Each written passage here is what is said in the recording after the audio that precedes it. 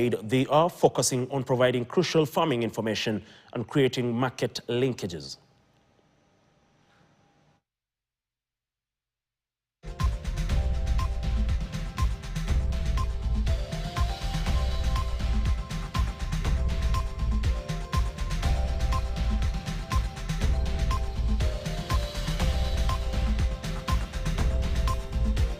Present era of artificial intelligence, both challenges and opportunities are emerging to advance rural development. Among the opportunities, smarter agriculture, improved market connectivity, enhanced advisory services, more efficient delivery of public services, which can bring sustained and substantial benefits if applied responsibly. Agriculture remains central to Kenya's economy and livelihoods, and since 2019, the government has prioritized increasing smallholder incomes, enhancing productivity and value addition, and ensuring food security for all households. Clearly articulated in international development frameworks and in many documents, where the importance of leveraging innovation and accelerating investment in rural areas highly underscored, as development pathways have to remain sustainable and equitable. We unfortunately aberrantly note that last month IMF World Economic Outlook has underlined long-term outlook for 2026-2030 remains the lowest in decades. Now, the National Council of Churches has warned that corruption, poor healthcare, alcoholism, and early political campaigns are threatening the future of the country ahead of the 2027 general election. Led by NCCK's Central Region Vice Chairperson Bishop Stephen Jogu, the clergy say the region is facing serious challenges caused by corruption, misuse of public resources, and weak accountability systems that continue to deny Mwananchi quality services. Jogu said corruption has contributed heavily to rising poverty, unemployment, and the collapse of essential public services in many counties. Thank you for coming to the head of it, everlasting Father. We are praying as we are going to break their Father. We demand that the county and national ministries of health address this issue with urgency. On her part, we call upon the controller of budgets to ensure that the counties allocated adequate funds to the health care. Further to this, we urge the National Assembly to facilitate an urgent but thorough review of the Social Health Insurance Fund on account of the persistent complaint that the Social Health Authority is not functioning as it's supposed to. Patients have suffered enough, yet they have paid the premiums. Let us bring this to an end. Gender-based violence is on the rise. Impoverishment of the entire social group and a sharp rise of insecurity. We plead with our people to regain their senses and choose to treasure their sobriety. Our nation is shaken by general elections. This instability stems from weak democratic participation, low adherence to the law, and persistent electoral malpractices that result in voter apathy and disenfranchisement. With the general elections only 14 months away, we are deeply concerned that politicians at all levels are neglecting service delivery to focus on premature campaigns. Now, still on concerns by the men of cloth, and religious leaders from Machakos and Nairobi counties have raised alarm over what they describe as a growing trend to seize the land belonging to clergy and their places of worship. The leaders say they are tired of witnessing such acts and vow not to remain silent. They have pledged to stand with colleagues who have already received threats targeting their churches. Led by Bishop Gabriel Kang'ethe, chair of Kamilu Pastors Fellowship, the leaders condemned a recent incident involving Bishop Hannah Ng'ang'a, who has been pressured to vacate her church in Embakasi. Disturbingly, alleged guns demolished parts of her church building.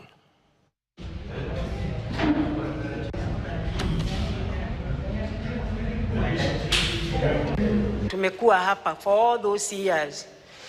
Na kuanzia last year ndio wameanza kusubua sana.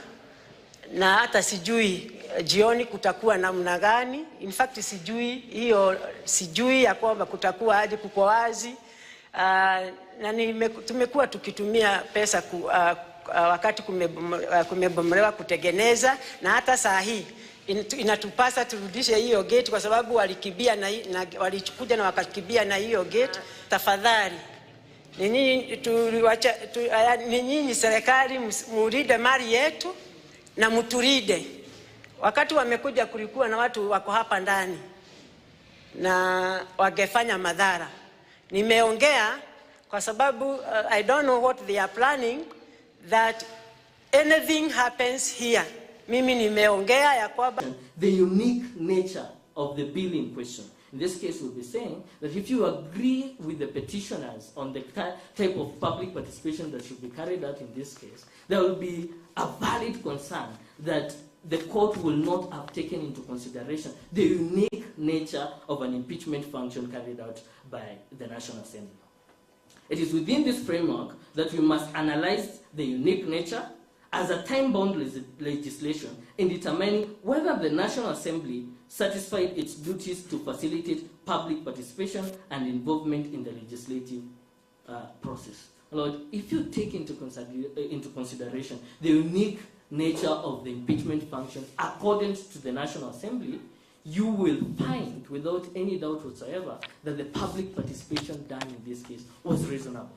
Well, let's look at the cost implication nature, and let's weigh that against the concerns raised by the petitioners. They tell you that there is need to do more than what the National Assembly did in this case. Dr. Modomi referred to the issue of doing 46,000 polling stations. Well, if the National Assembly was to carry out public participation in all those areas, are we not concerned about the cost implications that would have arisen? Well, we have been in this country, and we can be sure to know that there would have been a more valid concern being said that Parliament has spent unreasonable amounts of money to conduct a public participation in respect of an impeachment.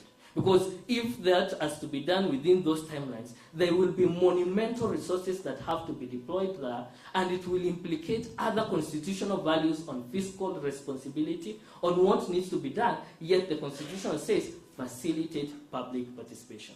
On the question of public participation in the Senate, my Lord, once the Senate is conducting this impeachment in public, that is fulfilled public participation.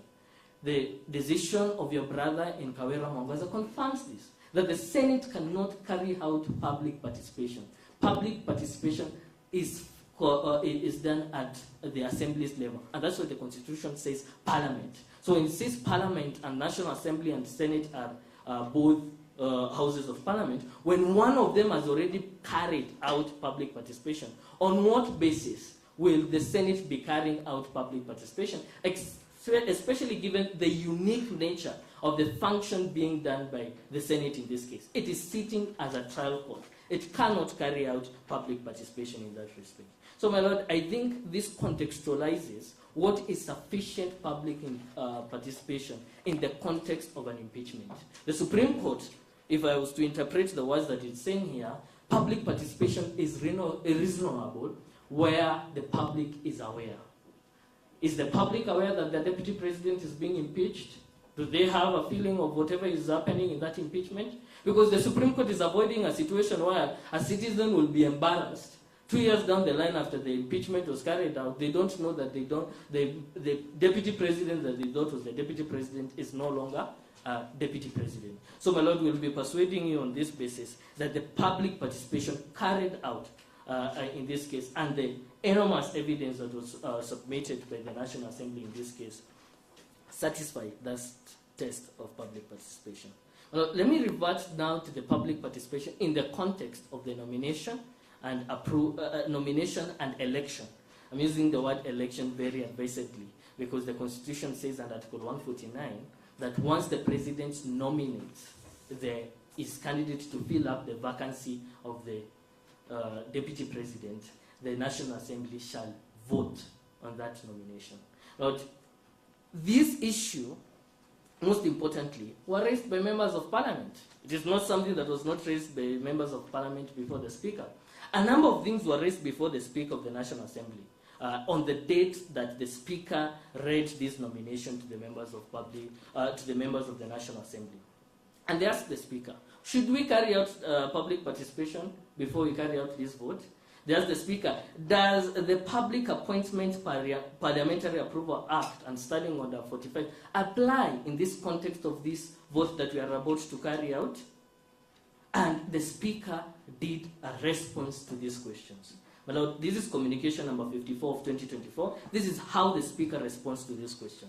On the first one, it says that the Constitution language in Article 149(1) explicitly states that the House must vote on, not approve the nomination. And the Speaker is supported by the Constitution. He says, if you have any doubt, look at what Article 132(4) says, what Article 152 of the Constitution says, what Article 156 of the Constitution says, what Article 154 of the Constitution says, what Article 155 of the Constitution says. All these have something in common, my Lord. Whenever Parliament is required to approve and appoint a nomination of the President, it uses very specific language.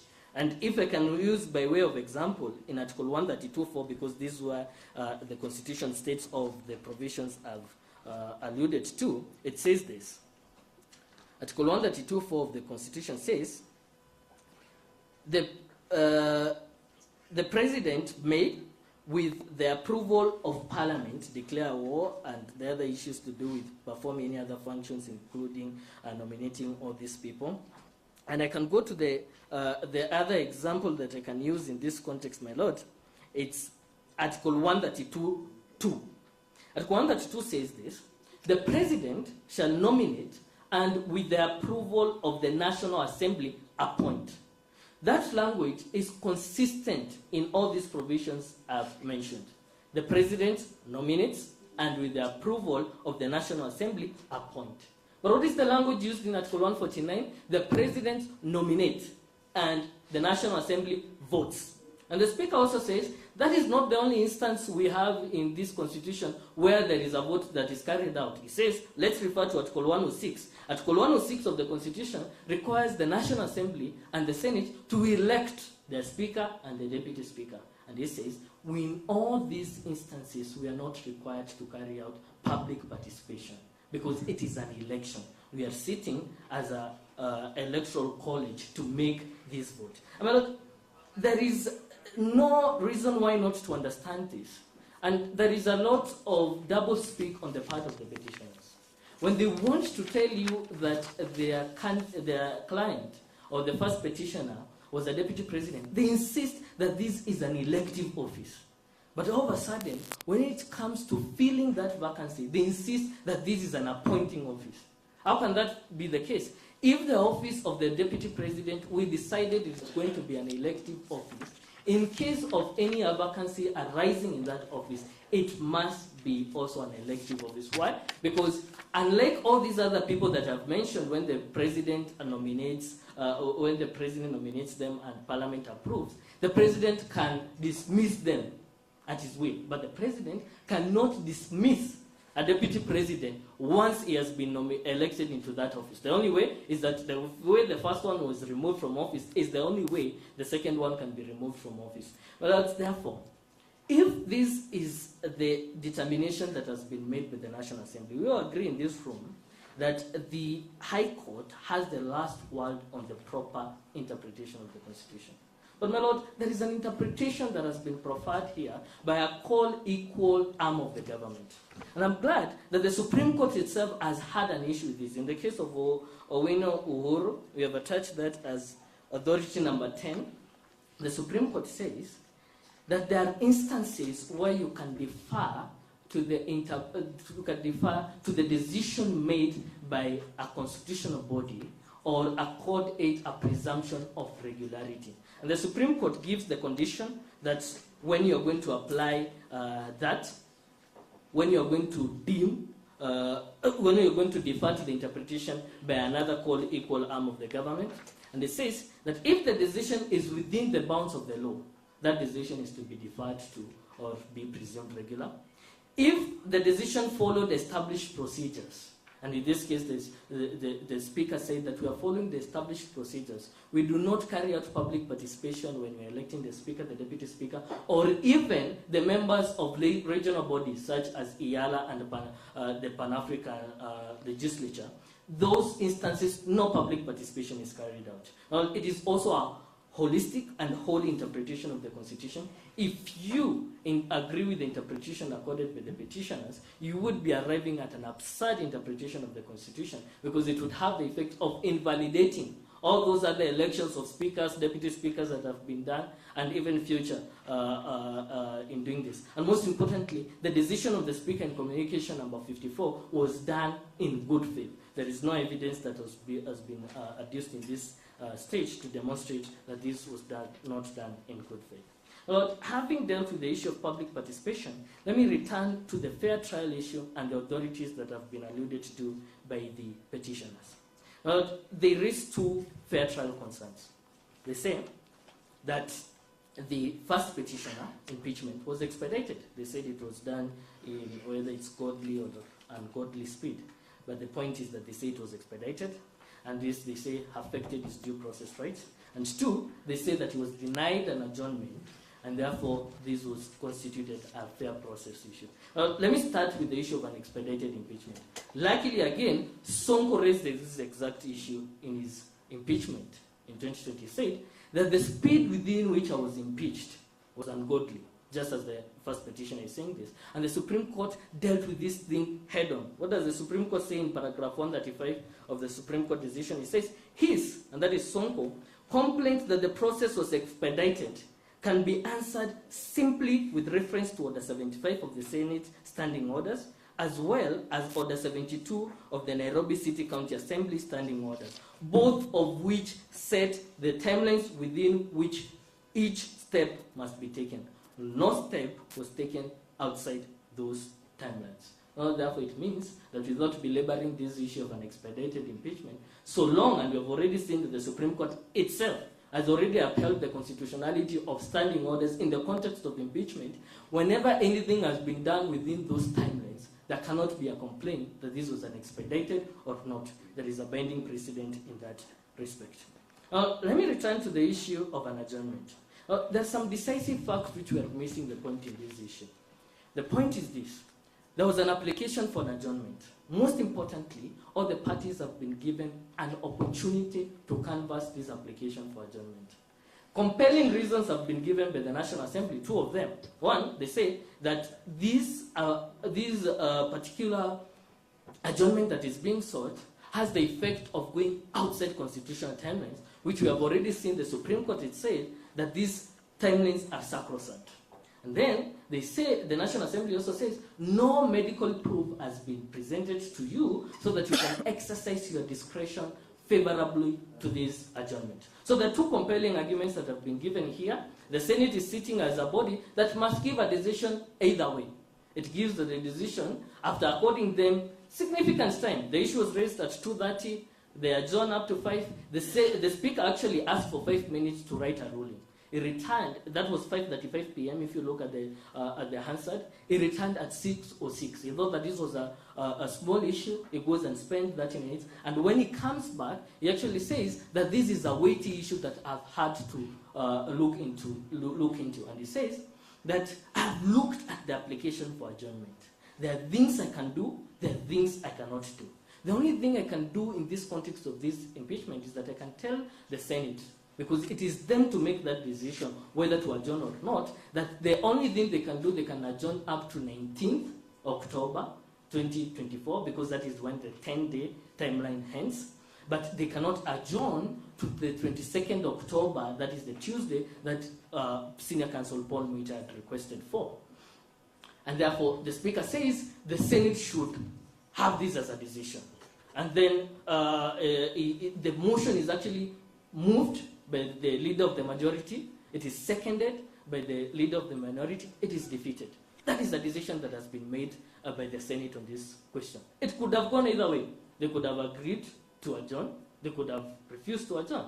And then the question that arises here, my lords, is whether dissatisfaction or displeasure with the denial of an adjournment, or whether both parties have been given an opportunity to canvass this issue, constitutes a violation to the right to a fair hearing. My lords, I have a lot of confidence asking this question, because again, this is a question that the Supreme Court itself has posed to itself and answered it. Where has it done that? In the case of Aloche versus Senate and two others, petition E014 of 2025 at paragraph 84. This is what the Supreme Court says, my lords.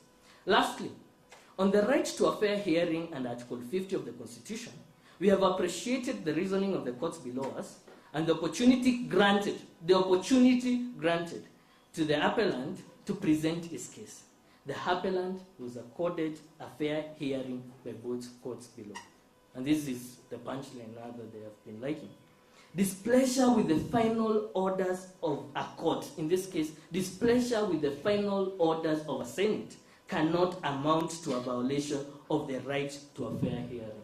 Well, just because they're dissatisfied, just because they have displeasure in the Senate's refusal to adjourn, it cannot constitute a violation of the right to a fair trial. Well, if you want to understand this better, this decision could have tilted the other way. It could have gone in favor of the adjournment or against the adjournment. If this adjournment had been granted, could the National Assembly be heard before you here today and telling you that because this adjournment was granted, our right to a fair trial was not granted? We very humbly ask that you dismiss this issue. But they also cite two other authorities, the Philippines decision in Sara Duterte and the Onyango law of a court of appeal here. Of course, they cited the Sara Duterte decision in a different context. I think this is my friend Ochel Dudley was filing it in the context of Article 145. But it has very damaging information for them. Because this Sara Duterte decision, and this can be found in pages 706 to 707 of the first petitioner's further list and bundle, defines due process and when an issue of due process can arise. What does the Supreme Court of the Philippines say? Due process is anchored on fairness and equity. And I like that they use the word here, equity, not equality. It is flexible and context dependent, shaped by the circumstances, subject matter, and necessities of the situation. At its core, due process requires notice, hearing, and a fair opportunity to be heard. Well, when you listened to the case of the petitioner presented, all those that it was presented, there was no case that he was not given notice, that he was not given a hearing, that he was not given a fair opportunity to defend his case. In fact, at some point, I think they were very proud of how they had destroyed the National Assembly's chief witness in cross-examination. By their own evidence, they say they were given an opportunity up to the level of being proud of the job that they had done. And the Supreme Court says a due process issue arises if a person has not been given the opportunity to squarely and intelligently answer the accusations or rebut the evidence presented against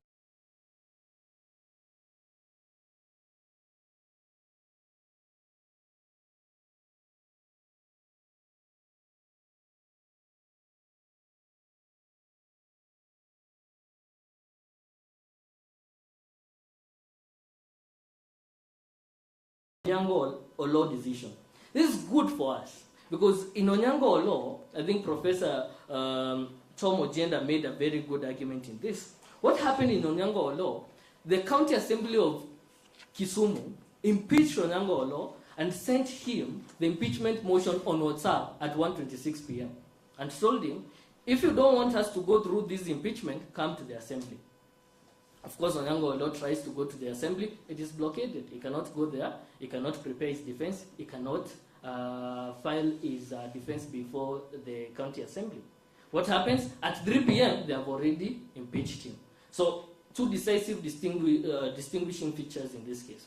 Onyango law has been served with the impeachment motion at 1:26 p.m. No response has been added there. He's not even appeared before the County Assembly of Kisumu. He has not been heard, he has not tendered his defense, he has been impeached. And therefore the Court of Appeal said in this case that there was no fair notice, no hearing, no fair notice, no fair hearing, no defense tabled or fair opportunity granted to Onyango law. Exactly what Sara Duterte says. But there is something very important that the Court of Appeal says in paragraph 33 of that decision. What does it say? The County Assembly of Kisumu has standing orders, have 7 days within which the impeachment of a speaker should be done. So if they wanted to do this impeachment from 18th September, the Court of Appeal says the last day of this impeachment could have been 25th September 2020. 25th September. And the Court of Appeal says, we think that this was sufficient time to accord the Onyango law a fair hearing.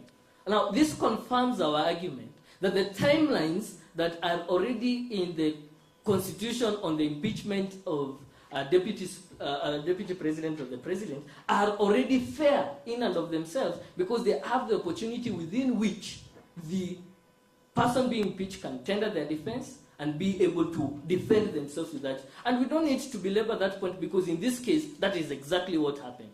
They filed their defense at the National Assembly, they filed their defense at the Senate within these timelines. So Onyango law, viewed in this perspective, is actually favorable to the position advanced by the respondent as opposed to the position advanced by the petitioners. You want to try and wrap up? Yes, my lord. Just 10 minutes and then I will conclude. Certainly not 10. Yes. Not 10. Yes? Certainly not 10 minutes. My lord, 5 will do. Let me just talk about the substantive validity argument that had been raised. Dr. Bodomi told you that there are only 3 reasons why the first petition was impeached. He was impeached because of the inflammatory rhetoric, because that would cause disunity. That is count 1, 5, and 6. He was impeached because of threats to judicial independence, count 4. And lastly, he was impeached because of threats to national security, because this, that is ground 9. And the Senate concluded that his rhetoric of publicly, not any other day, just a day after we had lost innocent lives, he stood before live cameras in front of friends and adversaries of Kenya and publicly told the people that we have a dysfunctional national intelligence service. Well, even if there is questions that we can ask, can we genuinely and in good conscience question the decision of the Senate to say that these utterances made by the second highest office holder, a member of the National Security Council, that it was required to say these things in the secrecy of the national about the National Intelligence Service? He said them in public. The senator said, this is gross misconduct. You should not have conducted yourself in this way. Can this honorable court sit and substitute its view and say, no, this is not gross misconduct, this was something else? But if you do that, go back to Sonko, paragraph 117, the Supreme Court says, when you're doing whatever you're doing as a court, you must be careful not to constitute yourself as the county assembly or the Senate, in this case, National Assembly and Senate. Well, if you go back to exercise a value judgment on these utterances that they have not actually disputed, they agree that these utterances were made, but we want you to say that they were justified, not impeachable conduct as the Senate says. Well, if you do that, you will be going against Sonko decision that tells you that you cannot constitute yourself into an impeachment body. And when you do that, my lord, there will be serious practical consequences. When I listen to Dr. Mudomi advising his clients who are seeking impeachment services, he tells them that the most important area of impeachment is at the Senate. You need to provide good arguments, you need to provide good evidence, because that's where the grounds are substantiated. My lord, if you agree with the petitioners, I think you'll have to recalibrate his advice. And you'll be telling them, forget about what happens in the Senate. The real impeachment happens in the court. We'll just take this evidence and we are going to persuade the court that whatever the Senate agreed upon is different from what is being said here. And Lord, lastly, let me talk about the Falafala judgment that was presented by the petitioners. Lord, this judgment is very damaging to their case. Why? The issue in Falafala was that there was a Rule 129I of the National Assembly standing orders that said when there have been when a special, not an investigative committee has found that there are prima facie grounds to believe that the president has committed an impeachable offense, the National Assembly will vote on that report and determine whether to refer that impeachment motion to the investigating committee. That is how things happen in South Africa. And the Constitutional Court is saying, no, You cannot do this. You cannot subject something which has already found a prima facie ground that the president may have committed an impeachable offense, and you just shut it down by a mere vote. And we think that is a very good argument. You cannot just shut it down by a mere vote. It needs to go to investigation. But that argument is exactly what Ochiel Dudley argued before here under Article 145. He told you, first, Article 145 3P uses the word may because it is mandatory. But if at all it is not mandatory, it is not mandatory in the context of flimsy impeachment grounds. He said, and I used the example that he used, if, for instance, the National Assembly has impeached the president for wearing a yellow shirt, that impeachment is not deserving of going to the investigation. And of course, he has used a very notoriously simple illustration. Well, we have done a lot of impeachment in this country, and there have never been such grounds. But he's exactly introducing Rule 129I of the National Assembly because what the Senate simply needs to do when they want to deal away with an impeachment motion, they need to say that this is a flimsy impeachment motion. We are not going to go to the investigation. So in this context, this Falafala judgment is against them because it prevents exactly what they have argued against. But the other parts of the Falafala judgment actually confirm that an impeachment is discretionary. If you look at paragraph 50 of the Chief Justice Ma in that decision, it says that even where there have been established grounds of impeachment, the ultimate decision on whether to impeach or not lies in the hands of the National Assembly. Why? Because of the two-thirds vote threshold. And that is exactly what is in our Constitution. Well, in this case, the Senate can actually find that there is an impeachable offense, but still vote to save that president. And I'm glad that they are the ones who have brought this constitutional court decision because it ultimately confirms that. And that ultimately confirms Professor Githo Muigai's arguments that this is a political process. Because even where there is evidence that an impeachment offense has been conducted, the Constitution, Article 145(7), gives the Senate the power to actually decide whether they are going to impeach or not to impeach. Now, I think that is the context within the Falafala judgment is not applicable to the case. And this is the same issue with the Lesotho judgment that they have attached. The Lesotho judgment, the Parliament of Lesotho had voted not to enact a legislation, not to discharge its function. And the court of Lesotho was saying, no, you cannot do that. You have an obligation to enact a legislation. Ochiel Dudley is introducing that interpretation of Article 145(3). He is giving the Senate an easy way within which they can say, no, we are not going to investigate this impeachment. After all, it is a flimsy and frivolous impeachment. We don't want to go down that argument. You extended my very good friend. He's being used to attack me. Well, I think I was not attacking him, I was attacking his argument.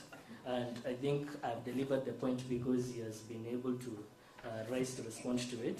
I think it is in the same way in which Professor Ogada was referring to the academy. So you should take it on the same stride. Thank you, my Lord, for the protection. I think, my Lord, thank you for giving me this opportunity to address you in this matter. This is my maiden physical appearance from the date of admission, and I thank you for according me the opportunity and the gratitude to listen to me.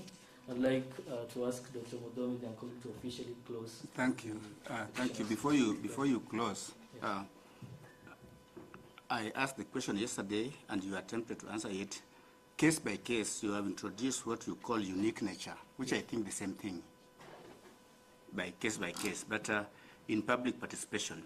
So this case by case or unique nature, in whose favor should it be? How do you determine case by case or unique nature? Are you, for example, saying that all impeachments are the same? It doesn't matter whether you are a deputy president who came in the same ticket with the president, or whether you are a deputy speaker of a county, or how do we rate or value the unique nature? Who should benefit from the uniqueness of a nature? Thank you, my Lord. If I may answer that. The uniqueness of this process does not favor either side. It favors the Constitution and timelines. And that is derived from the Supreme Court decision.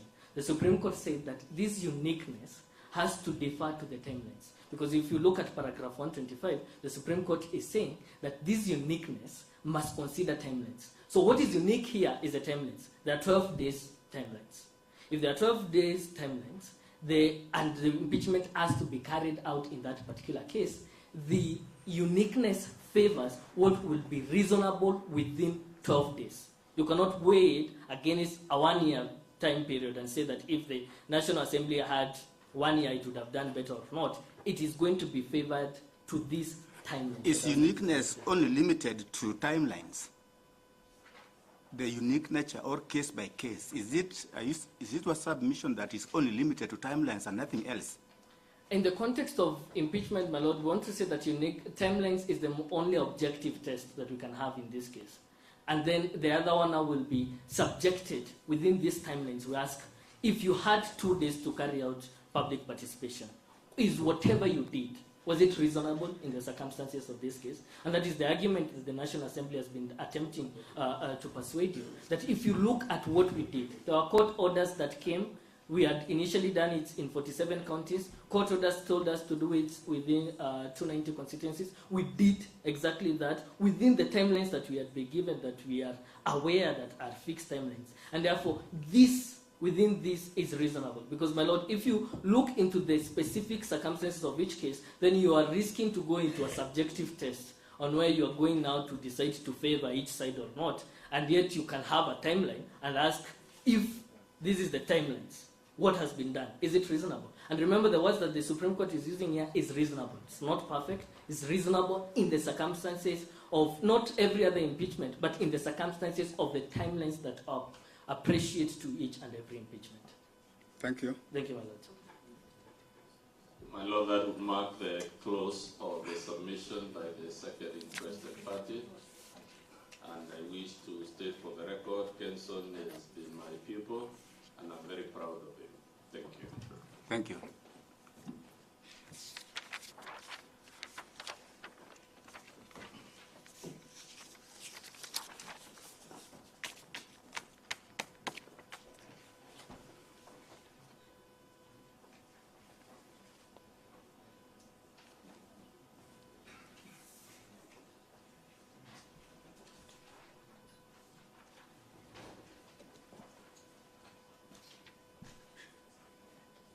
Sakamoto, what were the timelines? Was it 15 minutes you had requested? No. Yes, my lady, it was 1 hour.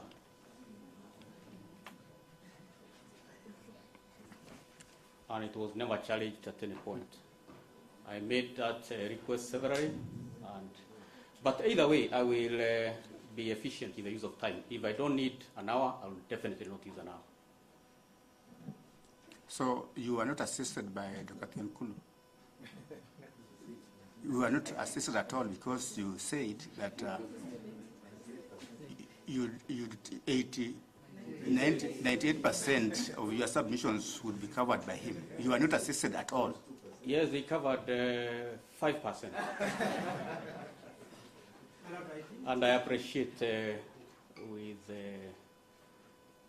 great gratitude. My Lord, I'm not a 5% man. Okay, 15%. My Lord, there is a qualification that is important when we come to this particular respondent. This respondent did not file any pleadings in terms of right of judging or anything else. And the submissions that they have filed are just 12 pages. There were some grounds, but there are 12 pages of submissions basically saying what everybody else has said. So the big questions would be, how do you summarize 12 pages of submissions double spaced in 1 hour? Because it's highlighting of submissions. There are 12 pages. There is no affidavit that speaks to the facts. Oh, he has said that he may not need that 1 hour. Yes, and I also appreciate Mr. Kibe Mungai has given me a book, but I never knew it would come at that cost. He gave me a book, and since he gave me a book, he has consistently opposed my ability to make any submission, to examine. He has become very hostile after donating that book. But with that as it may, I will soldier on. And allow me, my Lord, to proceed. Yeah, proceed, please. Yes, for the record, my name is Adrian Kamodo. I appear alongside Ms. Katira for the 10th respondent.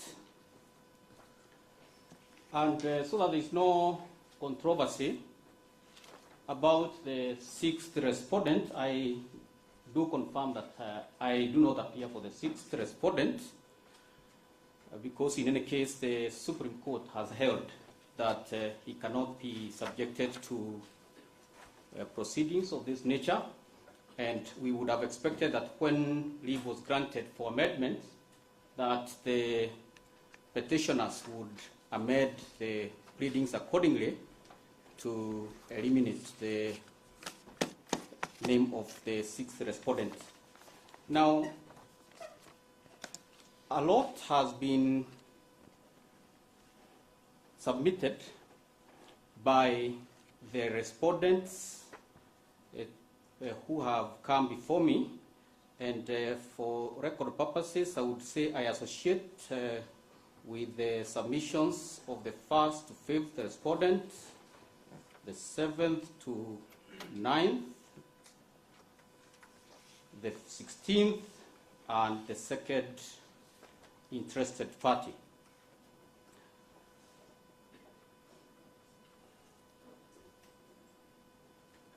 To us, there are two predominant issues that arise from the petition before you, my Lords, my lady.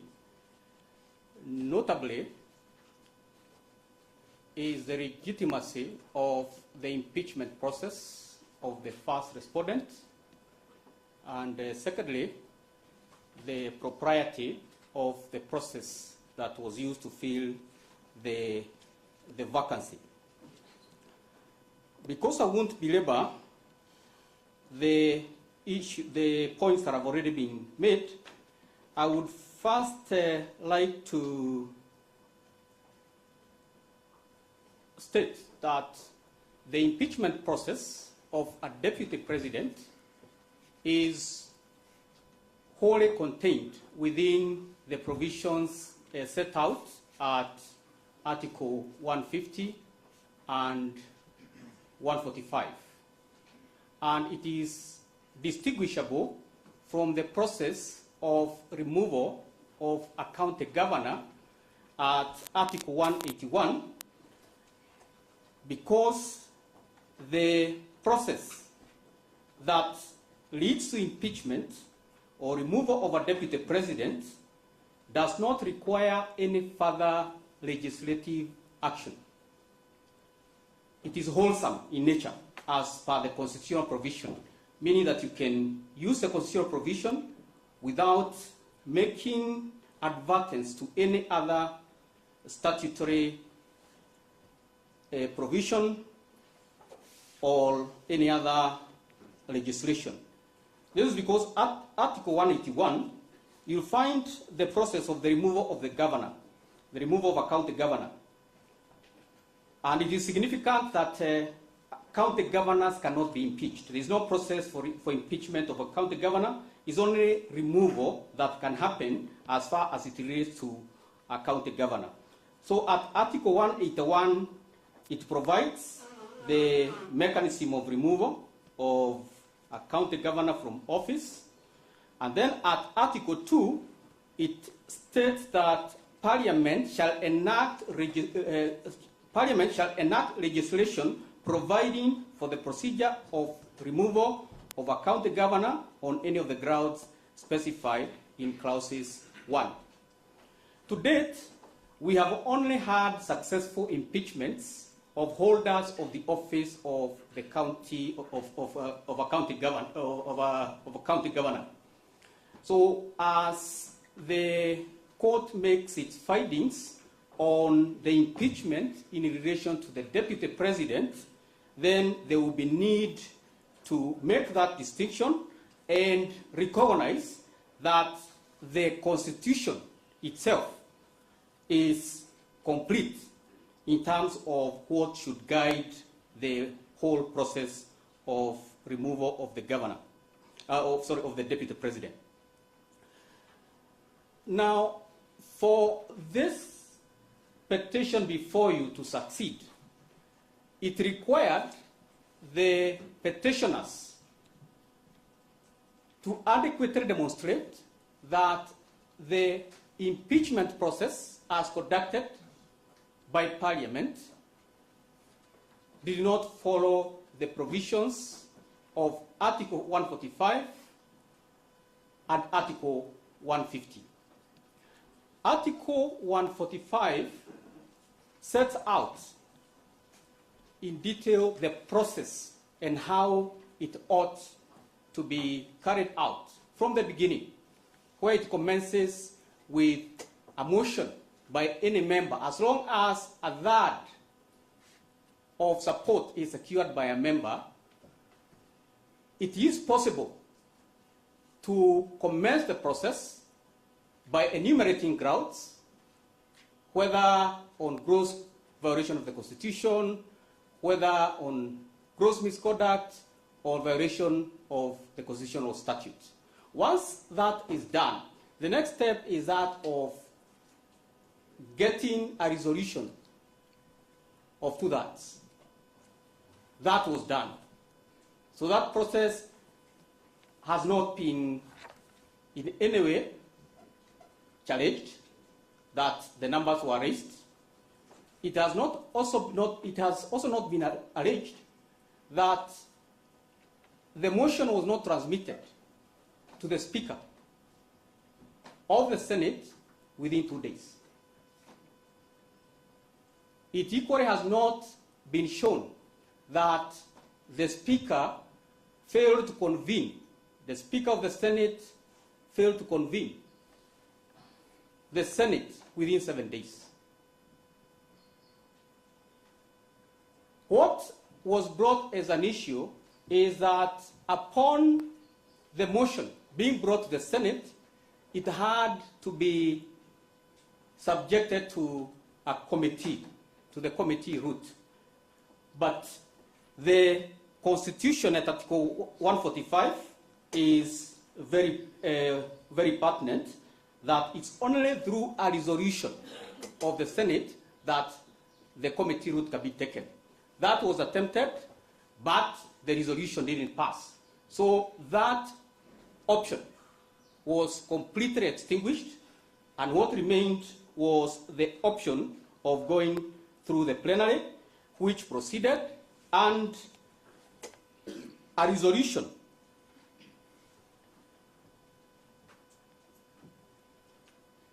or rather a 2/3 requirement of members of the Senate was met as required for purposes of passing a particular charge. And of course, there were several charges that there were actually 5 charges that were approved in that regard. The other issues that have been raised variously by the petitioners relate to the speed at which the process was carried out.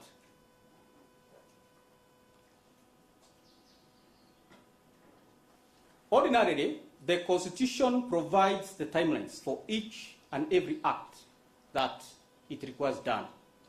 But even where it doesn't provide for a particular timeline, Article 259(8) provides that any act required under the Constitution must be done without unreasonable delay and as often as occasion arises. The Constitution does not in any way impose a speed limit in terms of the discharge of the affairs of any constitutional organ. So if a particular motion has been approved by the National Assembly and is required to be transmitted to the Senate, it can be transmitted anytime, day or night. Interestingly, whereas the petitioners have found fault with the speed at which the various arms and organs of Parliament operated, they have also not been conscious that they also moved at breakneck speed to file a petition when they were dissatisfied about the process. You will see that on 18th October 2024, there was a petition that was filed and supported by an affidavit sworn by the first petitioner, Rigathi Gachagua, on the night of 17th October. And at paragraph 28, the deponent states that I confirm that due to the urgency of the matter and prevailing circumstances, I sign this affidavit on the hospital bed at Karen Hospital in Nairobi in the presence of the Commissioner for Oaths as I continue to be admitted following the doctor's advice as reported in the Daily Nation, and a link has been put. So, this, interestingly, my lord, my lady, you will find is the same person who the Senate was told at 2:30 p.m., and that is in page 7 of the Hansard, that he was extremely sick and hospitalized. But you'll see at night he's signing affidavits. And on another note, the counsel who appeared to represent him in the National Assembly lost contact as they confirmed to the Senate. They couldn't get instructions from the first petitioner, but at night, the petitioner. Just on the guidance, I'm just wondering, my lord, whether my learned friend Mr. Kamoto can comment on an affidavit when he has not responded to it, because all what he filed, as previously indicated, was were grounds of opposition. Can he comment on an affidavit when he has not responded? Well, the question is, can he make those suggestions outside an affidavit from the bar? Or would you like to be where Dr. Dikoni was yesterday? My lord, I'm not making any depositions. I am dealing with the documents that have been placed before the court. So, I know it's a distraction. I have done a lot of litigation with Mr. Degwajiro, and I know he likes to interfere with my flow of thoughts through such disruptions, but I will cope. So, my lords, my lady, what we are observing is that the counsel that represented the first petitioner at the Senate, and notably the eminent senior counsel Paul Muite and distinguished former member, long-serving member of Kikuyu constituency, was not able to reach the first petitioner during the Senate hearing. But at night, another counsel was instructed. So this affidavit is drawn by the firm of Kamoto Jomo and Company Advocates, meaning that unknowingly, when senior counsel Paul Muite was hunting down for his client, the client was engaging another counsel. So I empathize that senior counsel had to be short-changed at night. But now, because they have raised the issue about the speed, then what is good for the goose is definitely good for the gander. If the Senate moved with speed and the petitioners moved with speed, then they are at an equilibrium. There is a draw.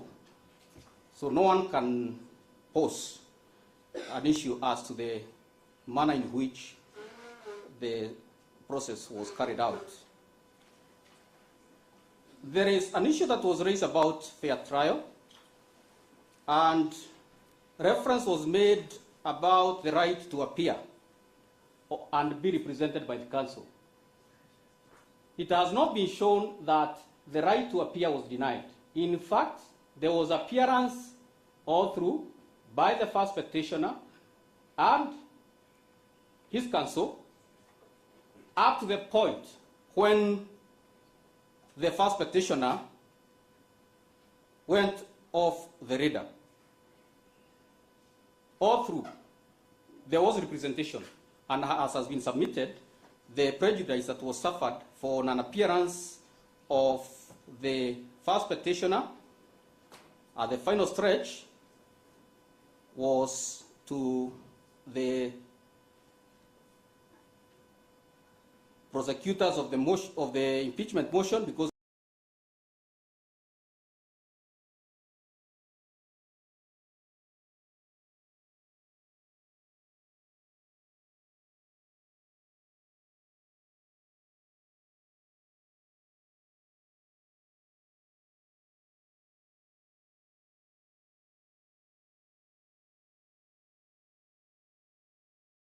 from paragraph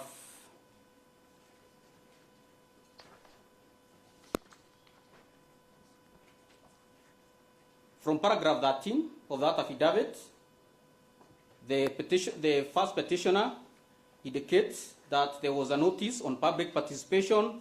He also cites an order that was issued by the Kerugoya High Court, which was complied with, and had it not been complied with, if there was an issue about non-compliance, then you would have been shown committal proceedings for contempt. So it means there was full compliance in terms of the court annexed public participation that was guided by the High Court sitting at Kerugoya. And once the National Assembly had done the public participation, as notable from Article 118, the reference is made to Parliament in terms of public access and participation. If one House of Parliament has undertaken public participation, then it is impossible to say that Parliament has not undertaken public participation, because the conduct is perceived to be of a joint venture of an impeachment process. A question would arise if insistence was to be made that for every trial process that there be public participation. The next challenge that would be directed by the petitioners would be to the determination of the courts. They would say that the process, like the one we are doing here, if a judgment is issued, they will challenge the judgment and say that there was no public participation. So to the mind of the petitioners, they believe that in every case, even when it is going to render absurd outcomes, that public participation should be undertaken blindly. But we submit that public participation is not a process that is supposed to be done outside the confines of logic. It must be done, but it must be undertaken within parameters of rationality, such that nothing will then arise from the allegation that public participation was not conducted. It need not cover everyone. Even in Parliament, when debate is happening, not all members get an opportunity to speak to a particular motion. There is control in terms of debate, control in terms of time, because time is not infinite, but at some point, a decision has to be made in the manner prescribed by the Constitution by way of voting, as provided in Article 122, where it states that except otherwise, as provided in this Constitution, any question proposed for decision in either House of Parliament shall be determined by a majority of the members in that House present and voting. Just the same way, litigation terminates at some point, even debate in the House has to terminate, and decisions must be taken by way of voting. It was also the petitioner's submissions that impeachment should be a matter of last resort.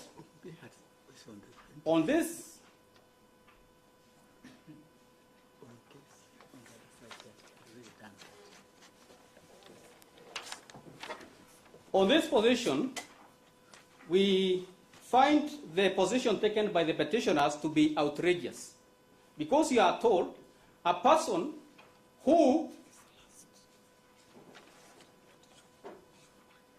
is alleged to have grossly misconducted himself, to have violated national and international law, to have grossly violated the Constitution, should be allowed to stay in office. So you are told somebody who is pilfering public resources, for instance, should be allowed to continue stealing, and then action should only be taken as a last resort when he has stolen everything. That is the context within which the argument of the petitioners would be perceived. And that, again, would be completely absurd.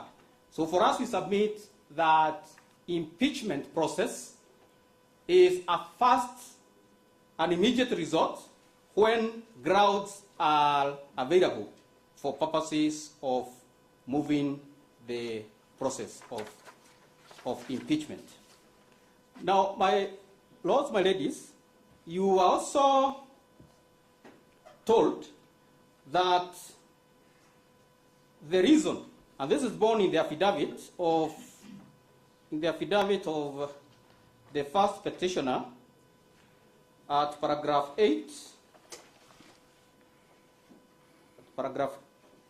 8F, whereby it is deponed that the National Assembly, the second respondent herein, prosecuted proceedings on the basis that I offended the President rather than the Constitution and the law.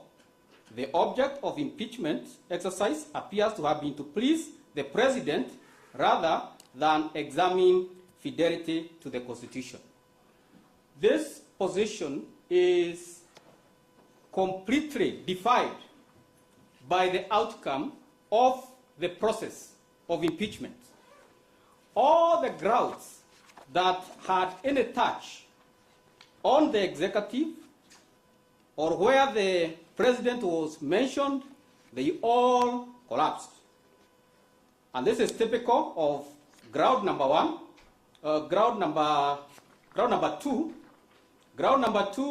gross violation of Article 147(1) and 152(1) of the Constitution by undermining the President and the Cabinet and effective discharge of the national government's executive mandate. So that one failed.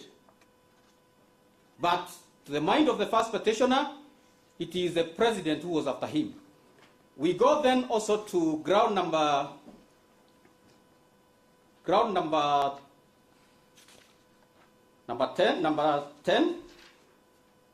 Ground number 10 was gross misconduct by openly or publicly insubordinating the President, who is the head of state and government. Mr.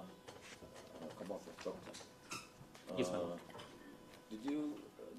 Did your client file a replying affidavit? He did not file. I'm reading the answer report. So what response did your client file? Because I'm seeing you are going too much into factual issues, and I just want to clarify whether you controverted those facts in a reply affidavit. My Lord, I'm not controverting any facts. I'm just drawing observations from facts as they are. So I mean, just ask, did your client file a reply? No, he did not file it. Okay. So, my Lord, my Lady, I was just indicating that on those grounds where association could have been drawn to create an impression as made by the first petitioner that the process was done for purposes of appeasing the president, then holds no water to that extent.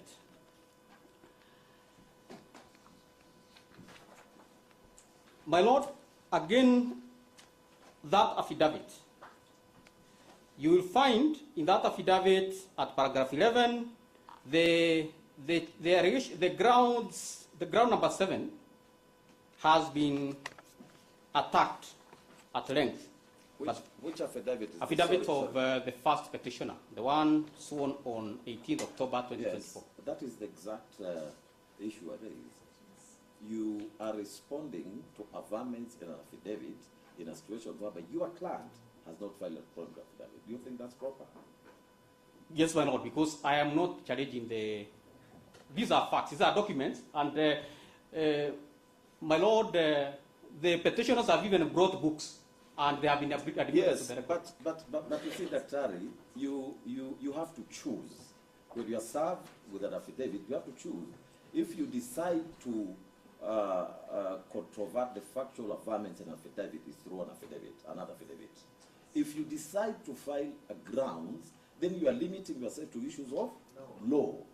So you may need to look at the approach you're taking. I'm well guided here, my Lord. Yeah, but for purposes of these submissions, I am not controverting. I'm just making any observations. I'm just making observations as they are.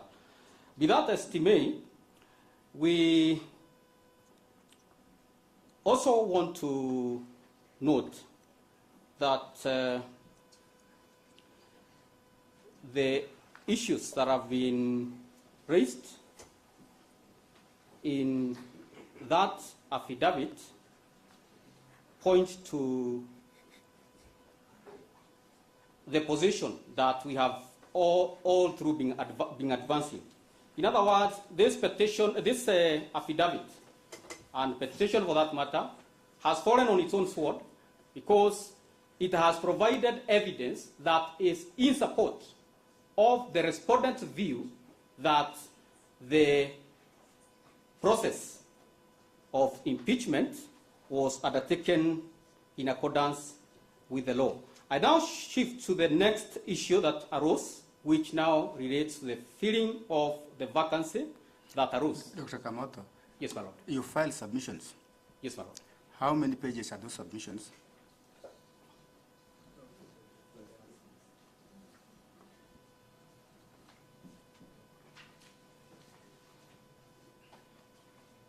I would give you opportunity to read those submissions verbatim. Because we are highlighting submissions. And we understand what we mean by highlighting submissions. The maximum time we can give you is to read them verbatim.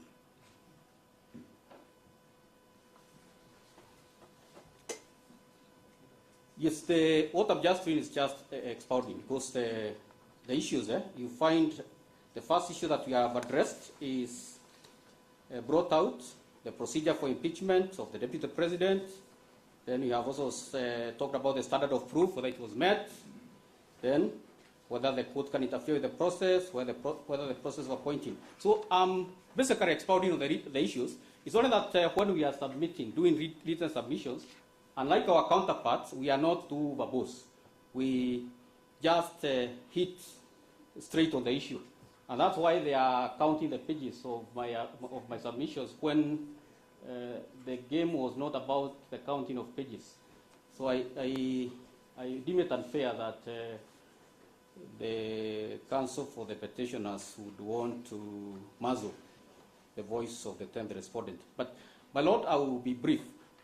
I have now moved to that second issue about what ought to have been the process of filling the vacancy once the vacancy arose. And Article 149, which we have already observed, is wholesome enough.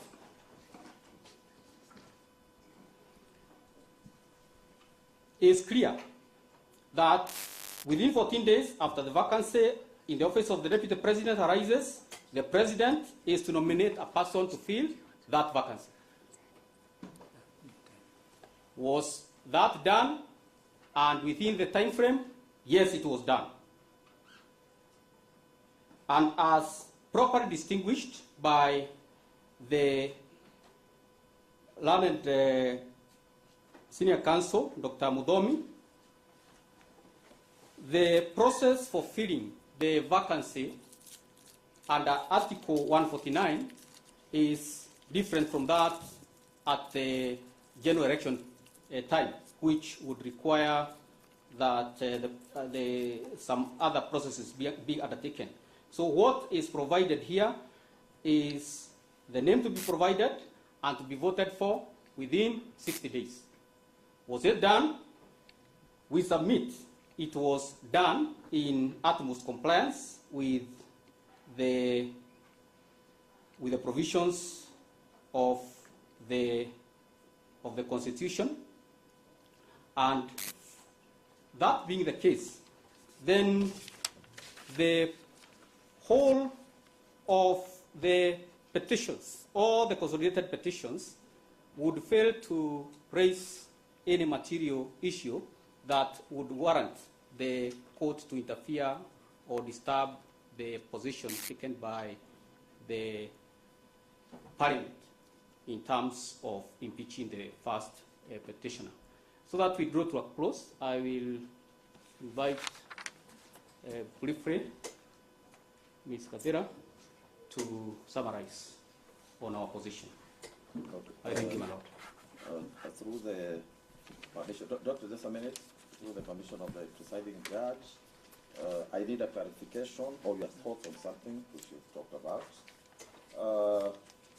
You indicated that in the Constitution, a governor is removed and a president is impeached, and that the two are different.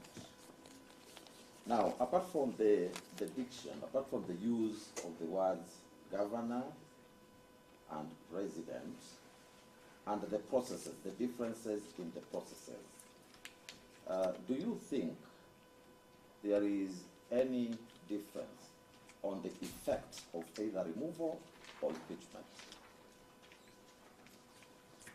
The effect would be very remote because even the wording of 181 is only that it removes one of the grounds, the ones for the physical incapacity. It treats it as, it only has all those grounds actually condensed into one. The one for removal of the deputy president, you'll find removal is on physical incapacity, the first ground, and then that's removal, and then impeachment is where you have the gross violation of the Constitution, gross misconduct, serious reasons to believe that there has been a crime committed at national or international law. So in terms of effects, we agree that there may be no such difference. There would be a difference because the other one, at Article 181, it has an added provision that Parliament is to registrate for the process at Article 181. But for purposes of removal of Deputy President, there is no requirement for further legislative action or intervention. It is self-contained. meaning that you just look at the Constitution. You are not directed to look elsewhere. So the process for impeachment of a deputy president is as contained in the Constitution. There is no requirement to make reference to any legislation. That is in terms of the process, isn't it? Correct, my lord. But my inquiry was limited to the effect, whether you think there is a difference in the effect. After you are being removed or impeached, are you on the same platform, or do you stand on different grounds? You stand on the same platform because as per Article 75, you cannot hold office. You cannot hold office in future. Okay, thank you so much, Dr. I appreciate it. Thanks. Thank you, madam.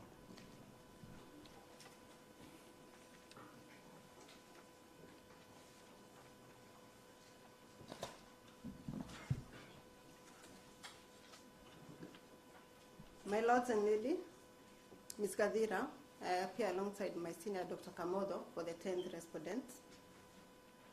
I will only take 5 minutes of your time to highlight the issues. My lords and ladies, the process of impeachment is in 2 stages. One before the Senate, one before the National Assembly, then the Senate.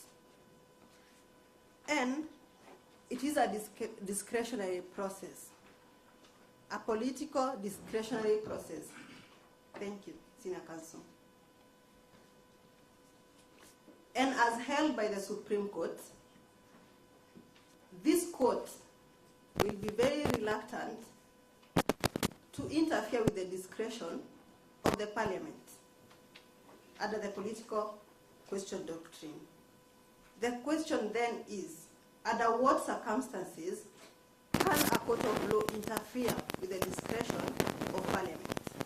And the answer is in 2 decisions, the Sonko decision and the Justice Kariuki Mate decision that has been highly referred to by both sides of this petition. And for the court to interfere with the discretion of Parliament,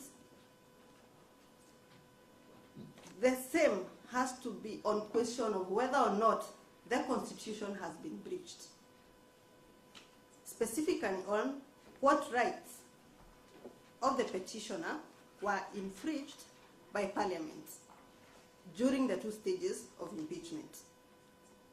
So the question that we therefore ask, which is the question that the court will have to determine, is what rights was the petitioner and the first petitioner entitled to during the 2 processes that were infringed. We highlight that majorly there were 3 rights. We have the right to a fair hearing under Article 10, the right to a fair administrative action under Article 47, and the public participation highlighted under Article 10 and the other articles of the Constitution. Looking at the right to a fair hearing, the same has been highlighted before the National Assembly, the specific stages, and what amounted to the right to a fair hearing, and who had the right, and if at all it was infringed, on whose part. In this case, the right to a fair hearing was infringed on the part of the Senate and the National Assembly because we were not given a chance to cross-examine the first petitioner on the evidence that he had presented before the two houses. Meaning, on the part of the first petitioner, he enjoyed the right. Specifically, under the sub-articles 2 of the Article 50, different principles are provided therein to adduce evidence which he did, to challenge evidence which he did, and ample time to prepare, which was provided to him. On the right to a fair administrative action, the threshold is provided under the Act itself. There has to be adequate notice. Was there one? It's been submitted, and it is on record from the Hansard that there is a notice that was provided to the first petitioner to appear before the National Assembly, to appear before the Senate, and the charges that were advanced against him were provided to him for him to answer. On the second principle is the reasonable opportunity to be heard and make representation on the charges advanced against him, which he did. There's the legal representation, which he enjoyed. It's been heavily submitted that he had the senior counsels who were present, and the petitioner was also present during the proceedings. There's a principle of expeditious and without delay. The decisions were made within timelines, within the constitutional timelines. And the decisions have to be lawful and procedurally fair, which is a principle that has already been submitted on. I do not wish to rehash on the same. On the public participation, my lords and ladies, I fully associate myself with the submissions made by my seniors, Mr. Dr. Mudomi Thiankon, my teacher, Mr. Kipkosgei, Professor Ojeda, and Ms. Tanji, on the specific aspects of the public participation in the National Assembly and in the Senate. The threshold that is required in the BAT case, which was met. And with that, my lords and ladies, I submit that the rights that were to be enjoyed by the first petitioner during the whole process in the two stages were present, were enjoyed, and if any violation occurred, it was on the part of the respondents and not the first petitioner. And on those grounds, the 10th respondent submits that the petitioner has no merit and should be dismissed. Thank you, my lords and ladies.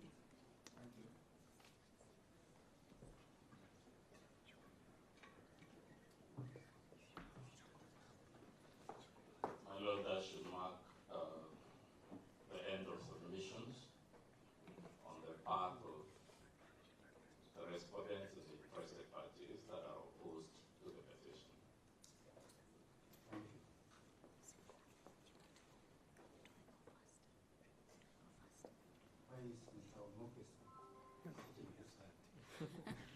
I had warned him he was in hostile territory. That is a good friend of mine. Your Lordship, when you sit with your teacher, you cannot be in any other territory other than in the hands of your teacher. And I did to talk to him also that his tone was too harsh when he presented his submission, and I guided him also a little bit as his student.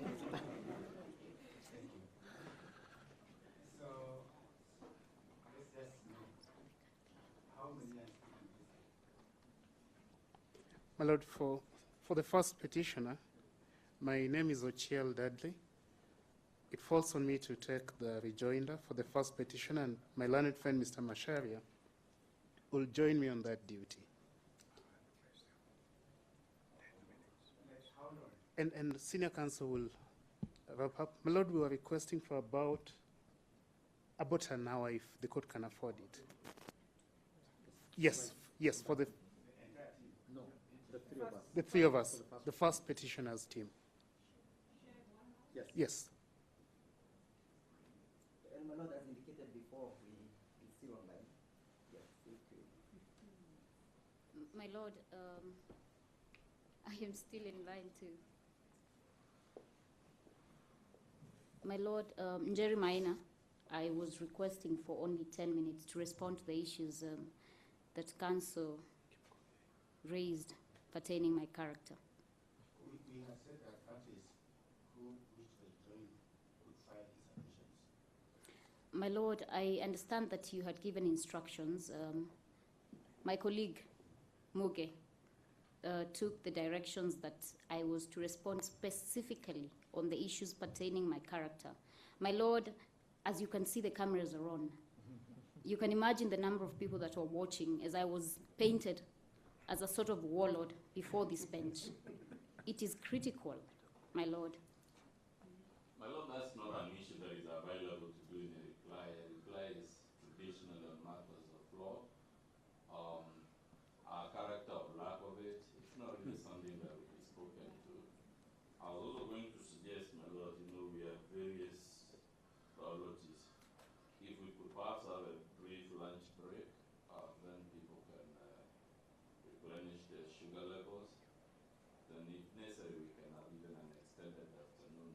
long as you should because he's still here. My lord, while my senior may not care for his character, I do care for mine.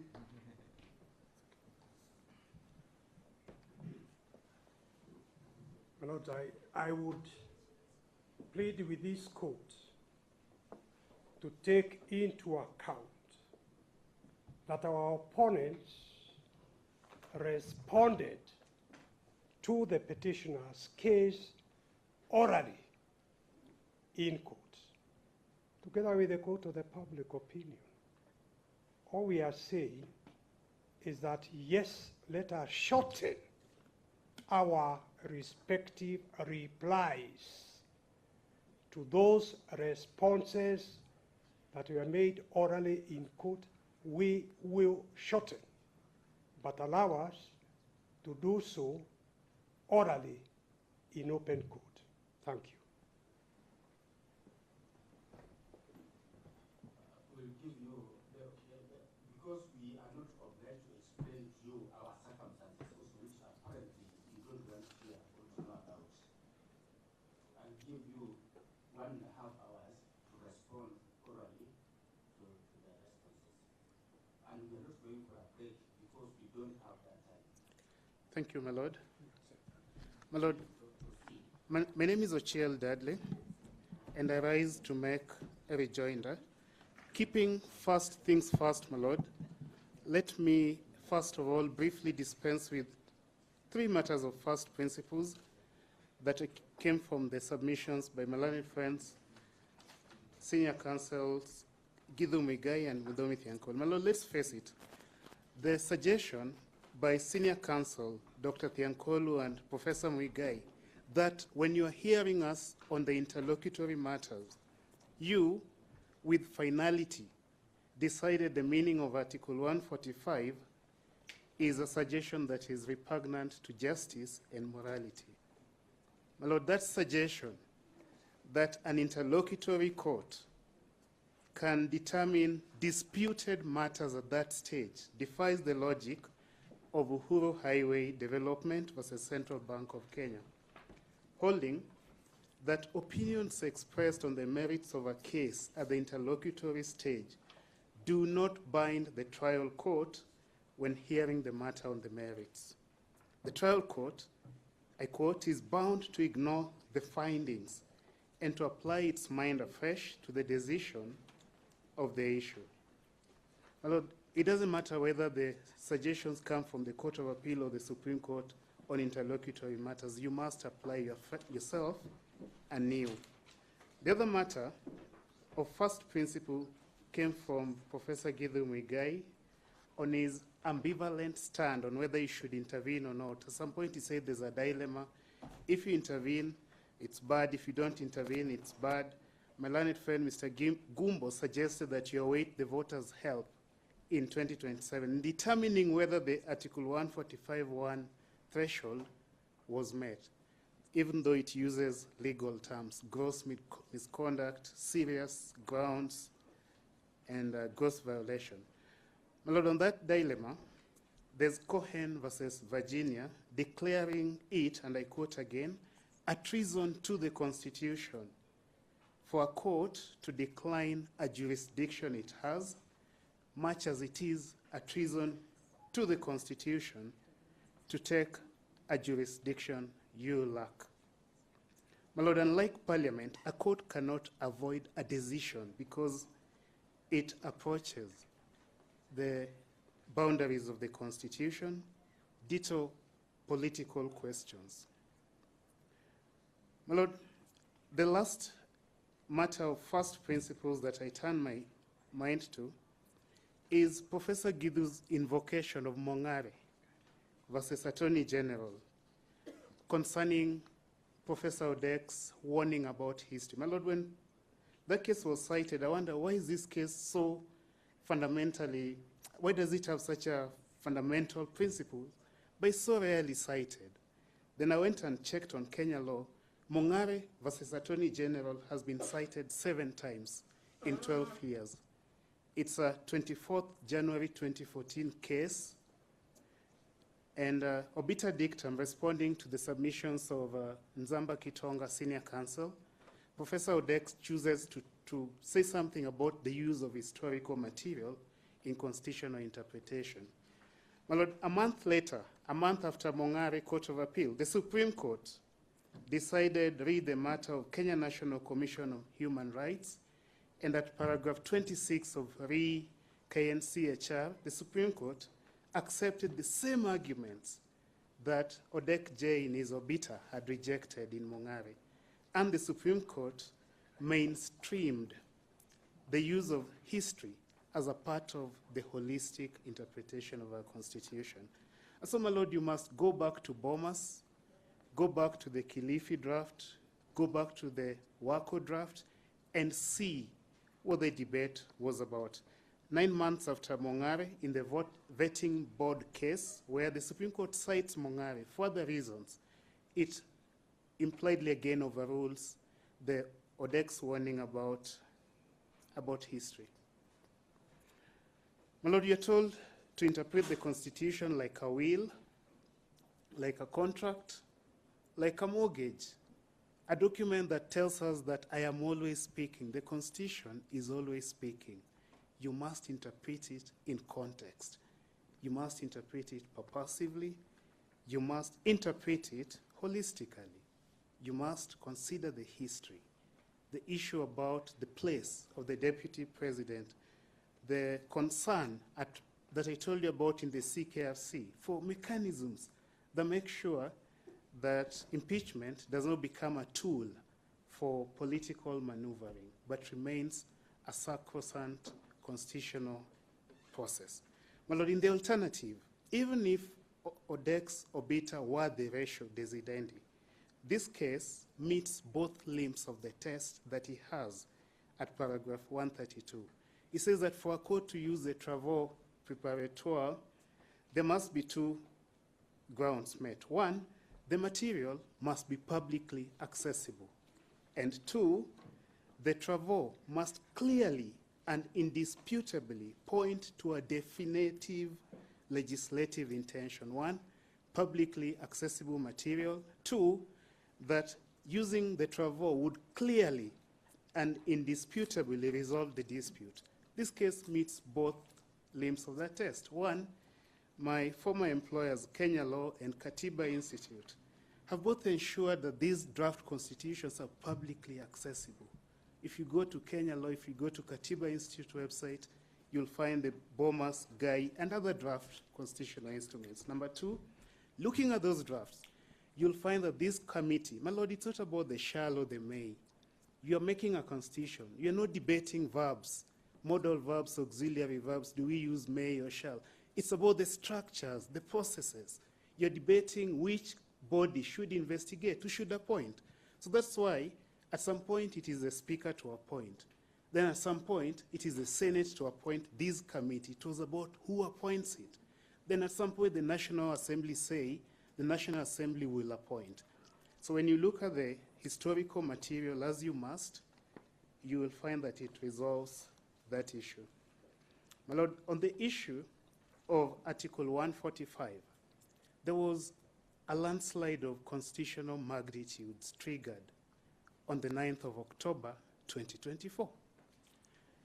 My Lord, assume that the option of plenary was there, was available. It was a constitutional choice. It is not. It is not available. But assume it were available. Where is the Senate resolution to investigate this matter by plenary? The motion that was passed, the motion that no one found it in them to second, was for this special committee. That motion fails. My Lord, this impeachment, the inchoate impeachment, lapsed at that point. It died at the point of the failure to second the special committee motion.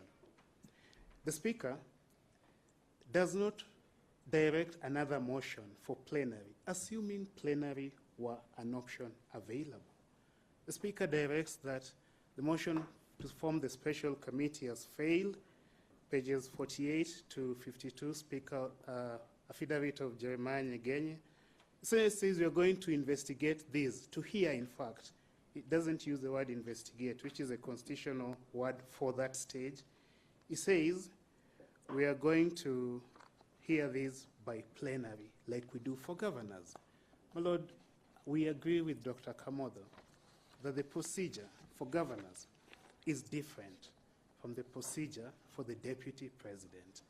In my opening remarks, I told you that the two articles had been debated differently, so that we agree with them fully that Article 145 comes complete.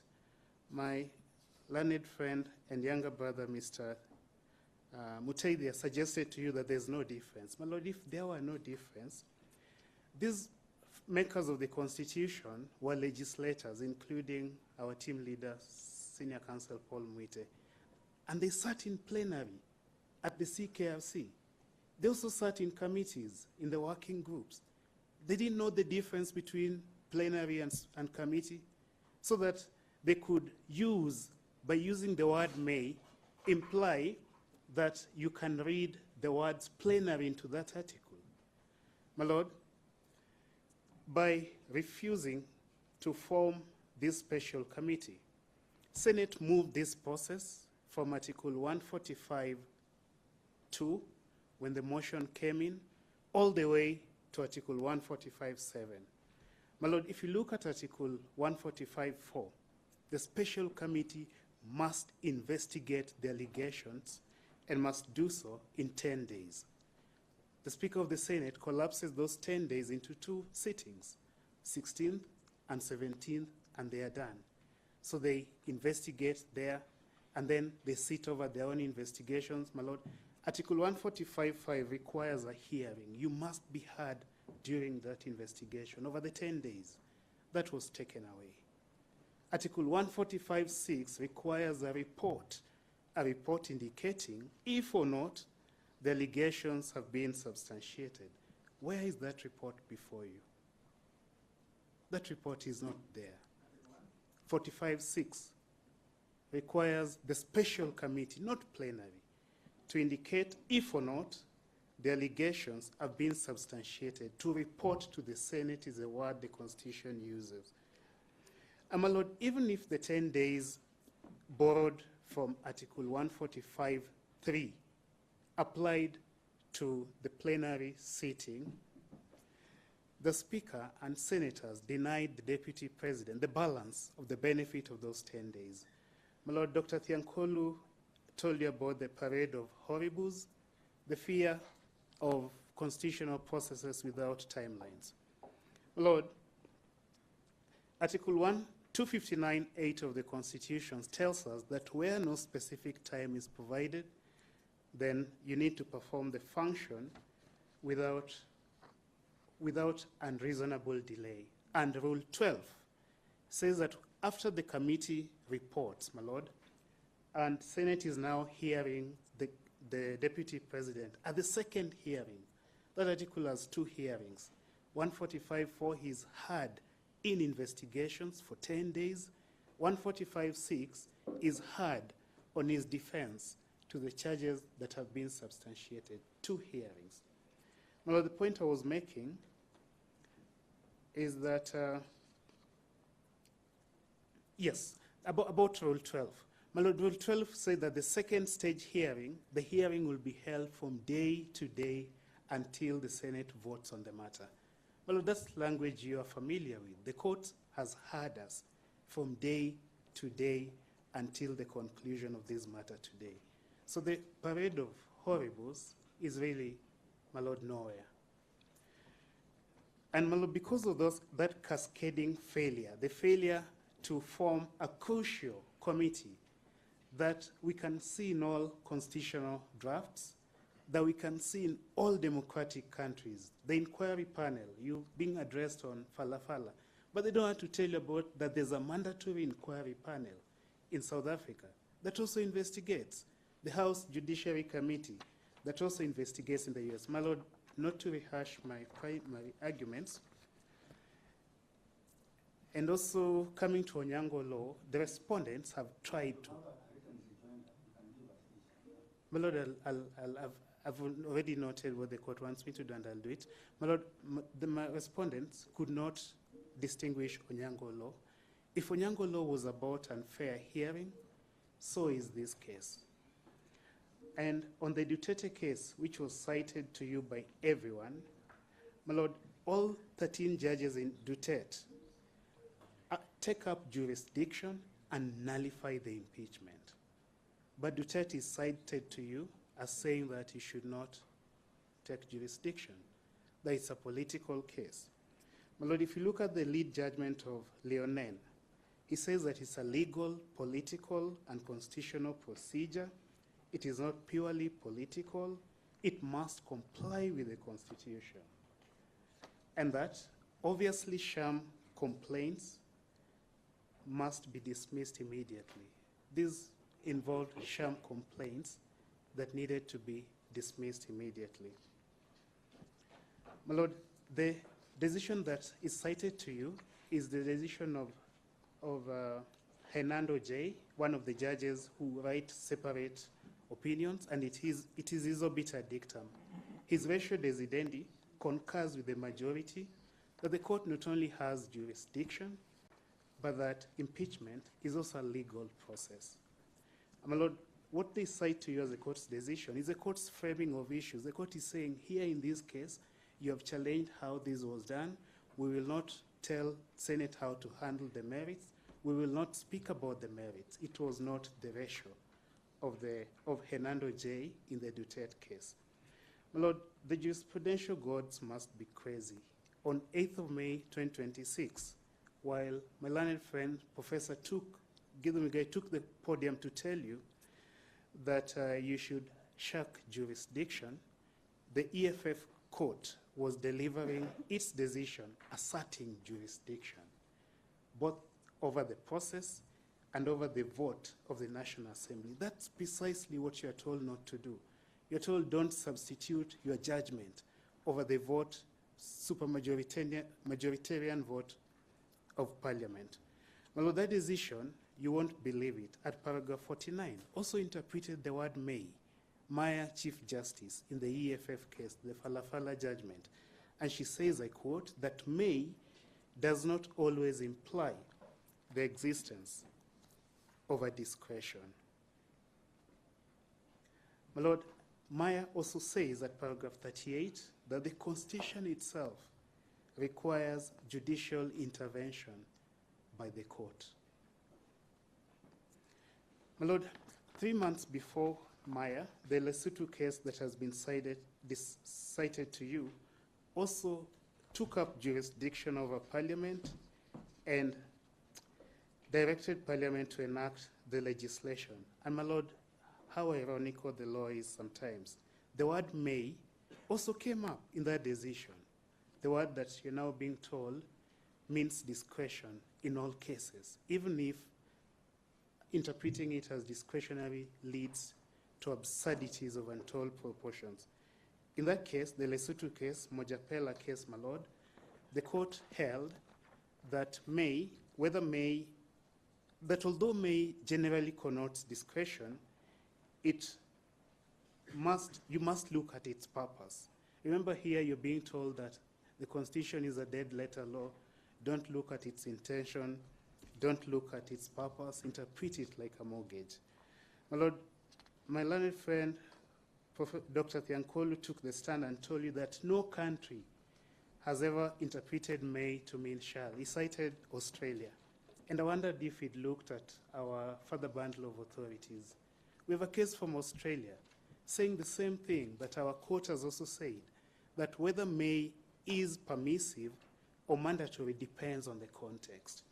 My Lord, we've cited to you in our further bundle the case of Sony Holdings versus Registrar of Trademarks, Court of Appeal, 2015, Kenya law, National Assembly versus Sokoiti, Court of Appeal, 2024, Kenya law, Peter Muturi Njuguna versus Kenya Wildlife Service, 2017, Court of Appeal, Mayor Agri-Traders versus EcoBank Kenya Limited, Court of Appeal, 2020. In short, we've cited to you purely Court of Appeal decisions, saying that whether may is discretionary or mandatory depends on the context.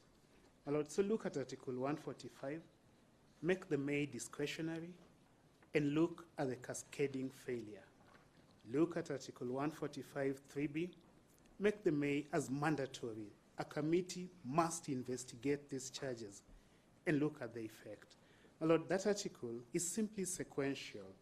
National Assembly cites to you the authority of Helen Santhaki, saying that the semicolon coordinates related sentences which belong together, yet are slightly separate. There is not only a semicolon, but also an and. So that authority cited by the National Assembly applies even with greater force here. My Lord, that article just says that after you've done 145 3A, do the 145 3B, the and. Professor Ojenda did not even mention that article once in his submission. My Lord, allow me to move to another issue, and that is the issue of, in order to accept the respondent's submissions, you must, using the pens you now have, my Lord, pick up Article 145, and wherever it says special committee, you must add the words or in plenary. So when it says the Senate shall the Speaker shall, the Senate by resolution may appoint a committee of 11, you must say or plenary. May appoint the House in plenary or the special committee. When it says the special committee shall investigate, you must add there, my Lord, or the House in plenary, the committee or the House in plenary.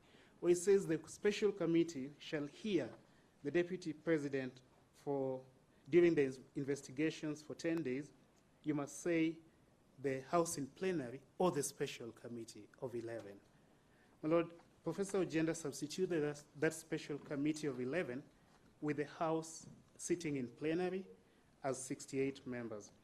My Lord, there is a may in Article 168(8) of the Constitution, and this is to show that it depends on context. Professor Dr. Thiankolo, my Lord, maybe that's a prophecy, suggested that, if you interpret the Article 145 may as discretionary, then you must do that in every case where the may appears. There's a may in Article 168(8), my Lord. That may says that a judge aggrieved may appeal the tribunal's decision to the Supreme Court of Kenya. My Lord, we'd laugh out of town. We'd take a moment to laugh if anyone suggested that because that may is there, it is discretionary, and a judge aggrieved by the tribunal's decision to remove them can come to the High Court, can go to the ELRC, can go to the Court of Appeal. Why not? Yes, there's a may there. My Lord, may in law is not always discretionary. Our high school grammar teachers told us, yes, it's discretionary. But my Lord, they were not teaching us legal language or interpretation. There's another may in Article 163(6) of the Constitution. Now that may is discretionary. It's about the jurisdiction of the Supreme Court.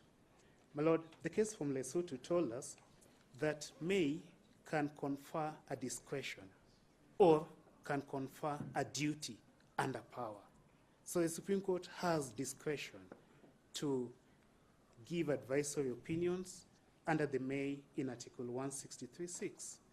But it has a duty and a power under Article 168(8) to hear judges aggrieved by the decision to remove them.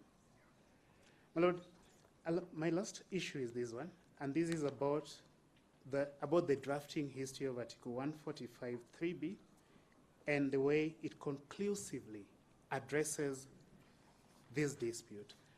My Lord, earlier drafts of Article 145 3B used a conditional if. They said if a motion passes, the motion comes, then senators hear it. Dr. Kamodo told you that they have discretion. They must not always impeach. They hear the motion. They find that it's a blue shoes motion. They vote the motion down, like the one that died on 9th October 2024. The impeachment should have died there.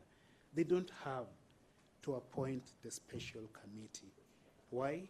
Because they've exercised the political power you are told they wield to defeat the impeachment motion. It wasn't intended that every impeachment must run all the way to the end and result in an impeachment. Remember, there's 145(1) that has threshold. The senators look at the threshold. They say there's nothing here. Wearing a blue coat is not an impeachable offense. So this motion, we are defeating it. My Lord, earlier drafts, before the politicians came in, used if the motion passes, and then it said the speaker shall. So they're trying to change, okay, speaker alone, you can't do that. Let's bring it to the Senate. So the next draft says, if the motion passes, the Senate shall. About 3 drafts said that. We've given them to you. And then, my Lord, after the failed referendum, negotiations are going on. Again, it's in our further bundle. The language then changes and begins to say, upon hearing the charges. At the end of that, the National Assembly took up this role, and they harmonized. The Committee of Experts brings it back to the Senate, and then it comes back with the May, which is there, my Lord. My Lord, just to conclude, looking at that draft, it is clear that the May refers to the passage of the motion.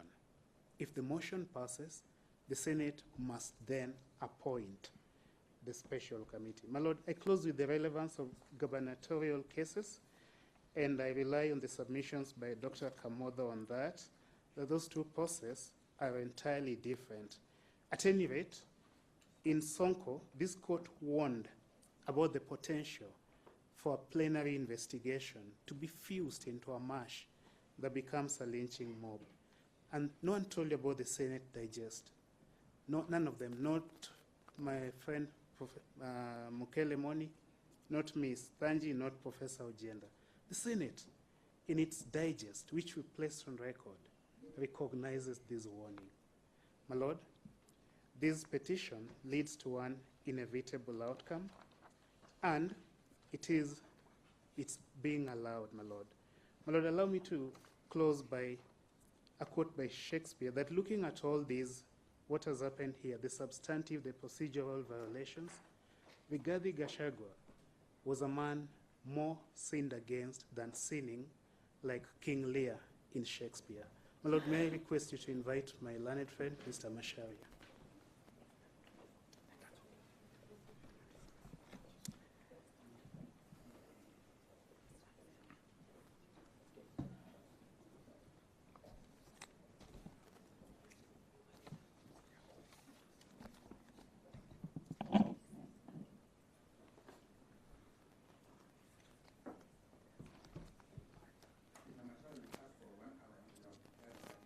Yes, I'll be very brief.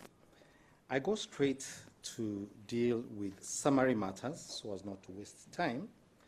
The respondents have spent 60 to 70% of their time trying to persuade you that you have no jurisdiction. In your ruling, dated the 31st of October 2024, at paragraphs 84 to 117, you dealt exhaustively with that question.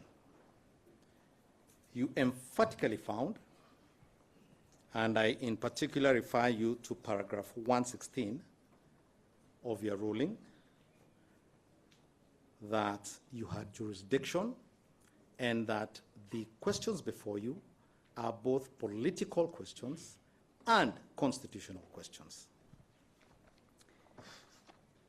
In the said ruling, in the paragraphs I've cited to you, you made reference to a case that has been cited numerous times by the respondents, but almost on all occasions by misquoting it.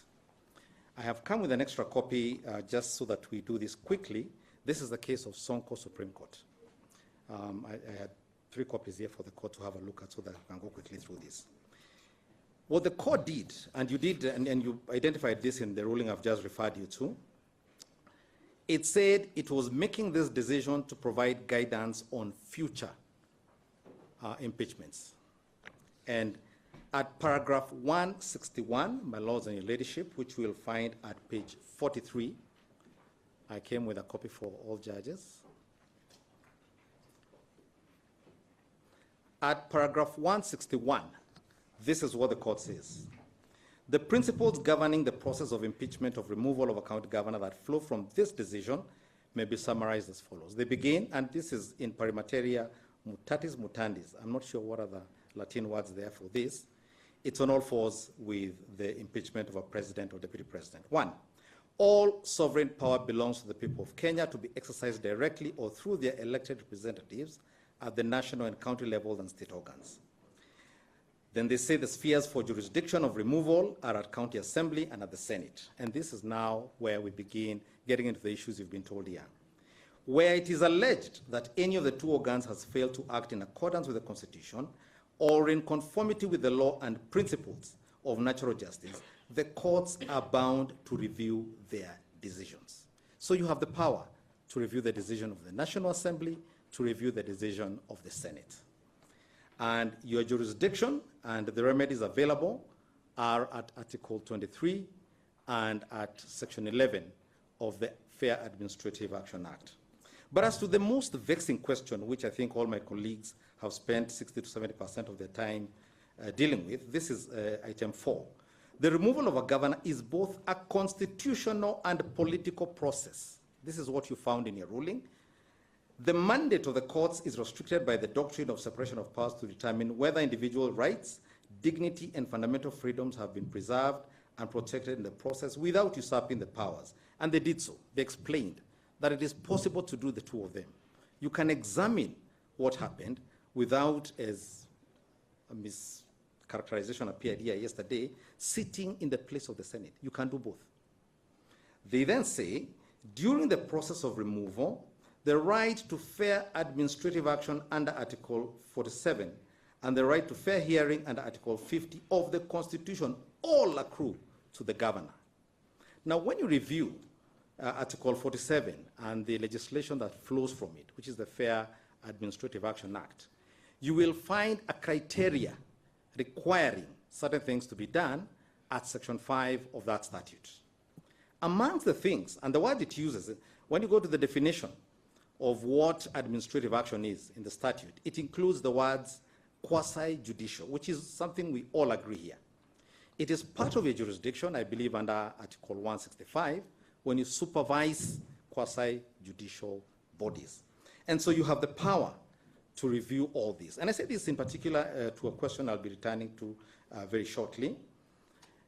There is equivocation on the part of the respondents as to whether the Senate was required to do public participation or not.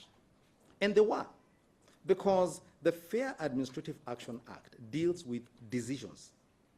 The removal of the deputy president is a decision. And so the requirement for public participation, both under Article 10, Article 118, and Section 5 of the Fair Administrative Action Act, applies to both the National Assembly, because the National Assembly, I believe under Article 95 it is, just initiates the removal. The Senate concludes the removal. Those are two distinct decisions. That's number one. Number two, the Senate and the National Assembly are two distinct bodies. The Senate cannot say it delegated that function to the National Assembly for a very good reason. The National Assembly did not carry out public participation with a benefit, among many other wrong things they did, with the benefit of what the Deputy President was saying. And I'll be coming to explain to you why that is important.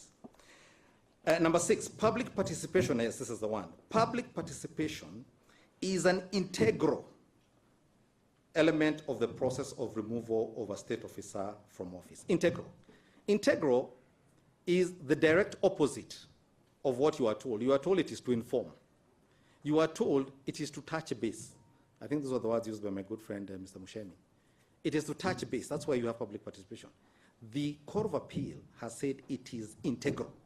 That's the word it uses. And then, ground number 8, the grounds for impeachment and removal from office must be substantiated.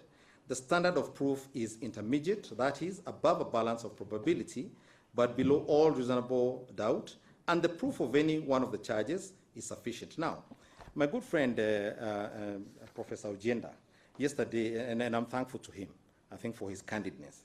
He said the grounds for removal are any grounds. I think the word he used, even a silly ground. I'm quoting him directly. Even a silly ground is sufficient. That's what he said. And I think it's important to take him seriously because apart from being a senior counsel, he is also a senator. He actually sat in the Senate. So if this was what was on their mind, then it clearly fell afoul of the standard set by the Court of Appeal. This decision is important for a second reason, which is that you've been told a lot about Wambora and others. You've been told about Mate and others. My good teacher as well. I also had a teacher now that we're all sitting our teachers. Professor Githu referred you to a case from the US called Nixon versus the United States. When you look at page 9, all those decisions are cited. And so this is what you might call a wrapping up decision of all those decisions. All the principles that everybody has been citing here are part of this decision. My Lord Justice Mrima asked a question about I think he was asking Mr. Kamovo, at page 12, what is the significance of removal impeached? You will find that at paragraph 16 at page 12. Now, at page 13, paragraph 18, you find the following sentence. It is only in the face of credible evidence of extraordinary wrongdoing, that the conduct of a state officer will be investigated, and even then, only upon sufficient proof of the allegations that an impeachment, removal, or recall will be warranted. 3 tests there. The first one, credible evidence of extraordinary wrongdoing. Secondly, that the conduct must be investigated. My learned friend, Mr. Dudley, has told you the need for this committee. It must be investigated. And 3, there must be sufficient proof, not rumors, not innuendo, like my good friend Dr. Thiankolu attempted to do this morning. Because that, Your Ladyship, is paragraph 18. You will find it at page 13.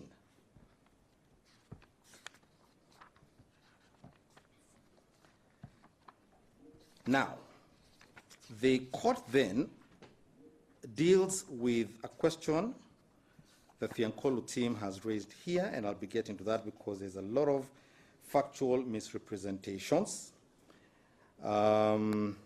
Yes, Nixon is dealt with at paragraph 113. I won't read all of this because of time, but I'll read paragraph 114. Paragraph 114 is at page 31. To question whether the due process was followed in the removal of the appellant, the Audi alteram partem rule requires that those who are likely to be directly affected by the outcome of a decision should be given prior notification of the action proposed to be taken, of the time and place of any hearing that is to be conducted, and of the charge or case they will be called upon to meet. They must be given an opportunity to be heard, to call witnesses, to be represented by counsel, to be availed adequate time and facilities to prepare, and if the accusations are proved, to be given reasons for the decision. You do not have reasons for this decision. My good friends told you they had a thing called tyranny of numbers. I participated in a case called Raila 2017. The most memorable line from the court on that occasion was that numbers are not everything. The process must pass the constitutional test. Numbers are not everything. They then continue, and then they say they are also entitled to challenge the decision, if against them, before a higher tribunal or court. And so there again is emphatic authorization from the Supreme Court for your jurisdiction. I will not read paragraph 116, but only to make a point here. An unfair removal is, in fact, no, let me read all of it.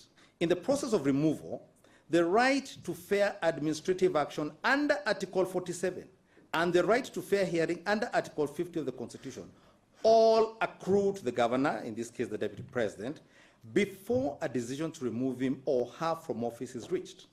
An unfair removal is one which, one, goes against the principles of natural justice, two, implies that no adequate notice was given, three, that there was bias, and I'll be returning to bias on the part of the, particularly, Speaker of the National Assembly, and where the hearing was not fair. Those are all terms extracted from Section 11 of the Fair Administrative Action Act. But they then make a very interesting point. Though a political process, impeachment is sanctioned by the Constitution and the law, and is not a platform to settle political scores. If there were any evidence required or any authority that this is not merely about politics, there you have it. This is not just about settling political scores. They then deal with the question of standing. Now, yes, this is my good friend Professor Ogenda told you about, I think this was paragraph 135 and 136, about this question of timelines. And while here, let me just deal with that question. Number one, paragraphs 135 and 136 of the Sonko decision are not dealing with that kind of timeline. It's a timeline of a party who has gotten a stay order in the High Court, filed an appeal, and is now sitting on the stay order and frustrating the hearing of the appeal. That's what this is about. This is not about the constitutional timelines I told you. But, and my good friend Mr. Dudley here has adverted to that partially. And let me make it clear what our point is. Under Article 145, you have two routes, as they're arguing, even if we were to take the argument for argument's sake. You have the committee route. The Constitution makes it clear the committee has 10 days. It's very clear. To use the words of Professor Githu Muigai, read the text. 10 days committee. After committee, the report of the committee can go two routes. If it does not find the charges to have been substantiated, the matter ends there. If it finds some or all of the charges have been substantiated, it then goes to plenary. Those are the two routes available. There is absolutely no time, and I have been listening very carefully. My learned friends for the respondents have avoided studiously, carefully, painfully even, to tell you where this timeline they're telling you is in Article 145 for plenary. There is no timeline given for plenary. Again, to make it clear, we are not saying it is to be open-ended forever. We are saying it must be time that affords you a fair hearing under Articles 47 and Article 50. They refused to do that. I then take you now to the question of public participation and how, but before I go, let me deal with public participation a bit later. Paragraph 148 of this decision, they deal with the question of standard. I will not go into that. They just say the same things I've told you, that natural rules, rules of natural justice must be followed. But at paragraph 149, pardon me, the second half of paragraph 149, which you will find at page 40, this is what they say. The Court of Appeal, in the above case, they are now referring to Ambora, one of the Amboras, also affirmed the elements identified by the High Court as constituting proof of the charges, and they cite them there. One, they must be serious, substantial, and weighty, not silly, as Professor Ogenda submitted. There must be a nexus between the governor and those gross violations, and the charges framed must disclose a gross violation of the Constitution or any other written law, and the charges as framed must state with degree which articles or sections of the law have been violated. It's an important thing because my friends for the respondents have blown hot and cold. On the one hand, they dip into the substance and tell you, look at this horrible man, he did this, but don't look at that, don't look at that. Yeah, he's a very, very bad man, he did this to his family, he did, but don't look at that, don't look at that. I'm just telling you he's a bad person, but don't look at that, This is what they've been doing, blowing hot and cold. But this is authority for you to descend to the substance, and I'll be showing you where there's even more explicit authority for you to do so.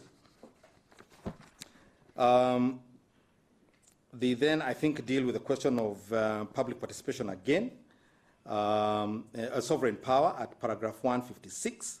And they begin answering the question my Lord Judge Ogola has been asking today about what case by case means, and I'll be taking you through that shortly. And you'll read that for yourselves, paragraphs 156, 157, and 158. Now, to deal with a question that was raised about public participation here, before now I get into the substance of it, one of the distinguishing factors of the Sonko case as regards public participation was that public participation was being carried out under COVID rules. And the court therefore says, under those circumstances, it was impossible to do, the sort of wide public participation one might require for the removal of a governor. I'll get that particular paragraph for you. And perhaps that's one of the tests for case by case. In 2024, when the petitioner before you is impeached, we do not have any COVID. We have a lot of time, as I've established, but we have an ungodly hurry and a predetermined. Yes, here we are. Paragraph 146, this is what the court said. Paragraph 146, the very last line. The courts also observed that on account of the restrictions placed on physical and personal public interactions due to the COVID-19 pandemic, all the foregoing avenues satisfied. And those are the ones that were being read out for you here. Email, social media, other things other than physical. That was the reason. We were under COVID, and they explain it there. That's one of the things they explain there. But let me get into this question of public participation. The first thing I think to underscore is that the respondents, and I think I'm referring now to the submissions of my good friend, he's not here. I like honoring all protocols observed, Mr. Gumbo. He's what I think Mr. Mukele calls the Jakwath of their team. At paragraph 294 of their submissions, make the bold and equivocal statement, Senate did not require to conduct public participation. That's why you'll find that submission. They didn't just say it orally. It is in writing in their submissions. Now, we have been referred to here to the BAT case. And I think it's important to identify what it said because it created a criteria at paragraph 96 of that decision. And it gave what the components of meaningful public participation include. It said, number one, clarity of the subject matter for the public to understand. How were the public to understand what they were being asked to approve or not approve? Number one, when the evidence was not attached, because what was attached were just the grounds. That's number one. Number two, they had not heard from the deputy president to understand what is this issue. What is his response to all these things? As it turns out, some of them in fact, all of them, which was spurious, but even 6 that you keep being told here, were actually dismissed. B, the structures and processes, the medium of engagement of participation must be clear and simple. It took an order by Justice Mwongo to direct that where a deputy president elected by the entire nation is concerned, this ought to be done at the constituency level. Because these are the people who elected these people. It must go to the constituencies. Under the Constitution of Kenya, the presidential election is not conducted at the national level. The Constitution makes it clear it is conducted at the constituency level. And what happened? Justice Mwongo's order is issued, I believe, on the 4th. On the 5th, which is a Saturday morning, a notice appears in the newspaper. People are attending to the Sabbath. People are going to weddings. People are nursing hangovers from Friday. Who saw these things on a Saturday morning? You're being told, come today. Secondly, you're being told, come to the CDF office, where you normally collect your checks. Your MP has already signed the motion in support. You must ask yourself as a Kenyan, will I ever get another check for my school fees? So even the forum where this was held was biased. You can't have an MP who signed a motion being the one conducting the public participation. Just to get some clarification, are we responding to legal issues or are we then extending the function? It's important that we get that clarification. concern is that we're now going to the facts with regard to public participation, as perhaps opposed to just the principles that govern public participation. I think you should address that. All right, I will move on. Mr. Macharia, Yes. 10 minutes. 10 minutes, yes, Sorry, the 1 hour. I will be quick with this. But you'll read them for yourselves. They are at paragraph 9. There needs to be an opportunity for balanced influence from the public in general, a commitment to the process, and inclusive. There's a whole list of them you'll see there. And they failed all of them. As I said, 0%. Now, you are addressed on some issues here, particularly regarding a case called Njiru and 11 others versus Kenya Kwanza Coalition. My good friend Mr. Milimo said that this was obiter. It was not. The paragraph, which is, and you'll read this at paragraph 489, is a finding. They say, we hold and find. And then they say that the dual role of the speaker is unlawful and unconstitutional. You cannot declare a role unconstitutional in obiter. That is a finding. Now, my good friend Mr. Fiankolu and his colleagues have made heavy weather of the medical question. And I thought to begin by clarifying a few things. And the things I want to clarify are the following. One, because there was misrepresentation, factual misrepresentation. You are told that the deputy president actually presented his case, and it is only cross-examination that was left. That is not true. The English call it false. It is false. When you look at the Hansard at page 117 of Mr. Mukele's replying affidavit, this is where the Hansard for the Senate is, page 1117. This is what the Speaker says. I will ask the National Assembly to officially rest their matter to allow you to usher in your witness. This he's talking to Senior Counsel Mwite. Once your witness takes the stand, you will have 2 hours to present your case. That's the first thing. 2 hours to present your case. 2, the National Assembly will have 1.5 hours for purposes of cross-examination. So between our case and their cross-examination, we are given 3.5 hours. We 2 hours, they 1.5 hours. So this attempt to convert themselves into the victims here, that they were denied, there was nothing to cross-examine because nothing was presented. When you read the full proceedings for 17th of October, which ran from page 1116 to 1135, there is no presentation by the Deputy President. He is in hospital. That's number 1. Number 2, you are told, and Learned Counsel Faith Waigwa here told you that when you kindly granted leave for Dr. Konya to come here, that the evidence in that report is collaborative. Why? My good friend Mr. Gumbo, in the Senate, again you will find, tells the Speaker that he's very sympathetic with the Deputy President's health problem. And he says it is no human can deal with it. The Speaker himself quotes Mr. Gumbo and says, when he's giving his ruling, yes, he's giving his ruling. You will find this at pages 1131. In response, Counsel for the National Assembly, Mr. Gumbo, registered his sympathies to the Deputy President. On the one hand, he noted that health matters are matters that are beyond human control. This, no one asked for a report because it was accepted that the Deputy President was in hospital. That was accepted by everybody.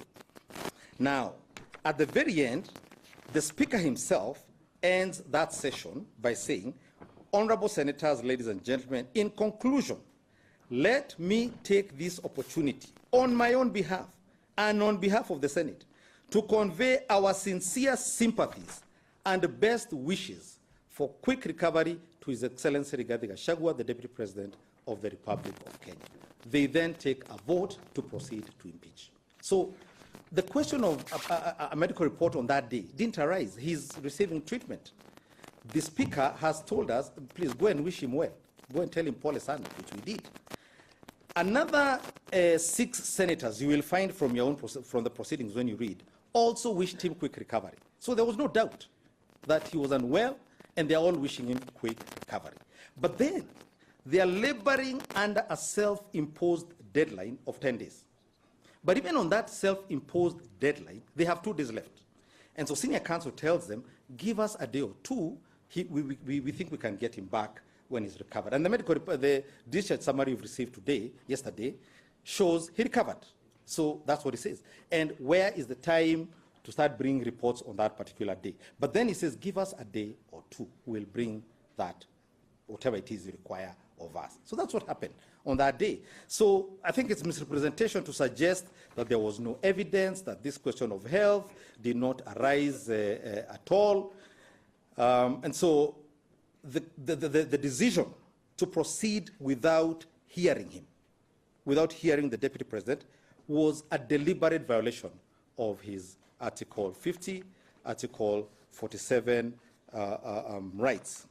My good friend, Professor Ogenda, asked what else was he going to come and say that was not.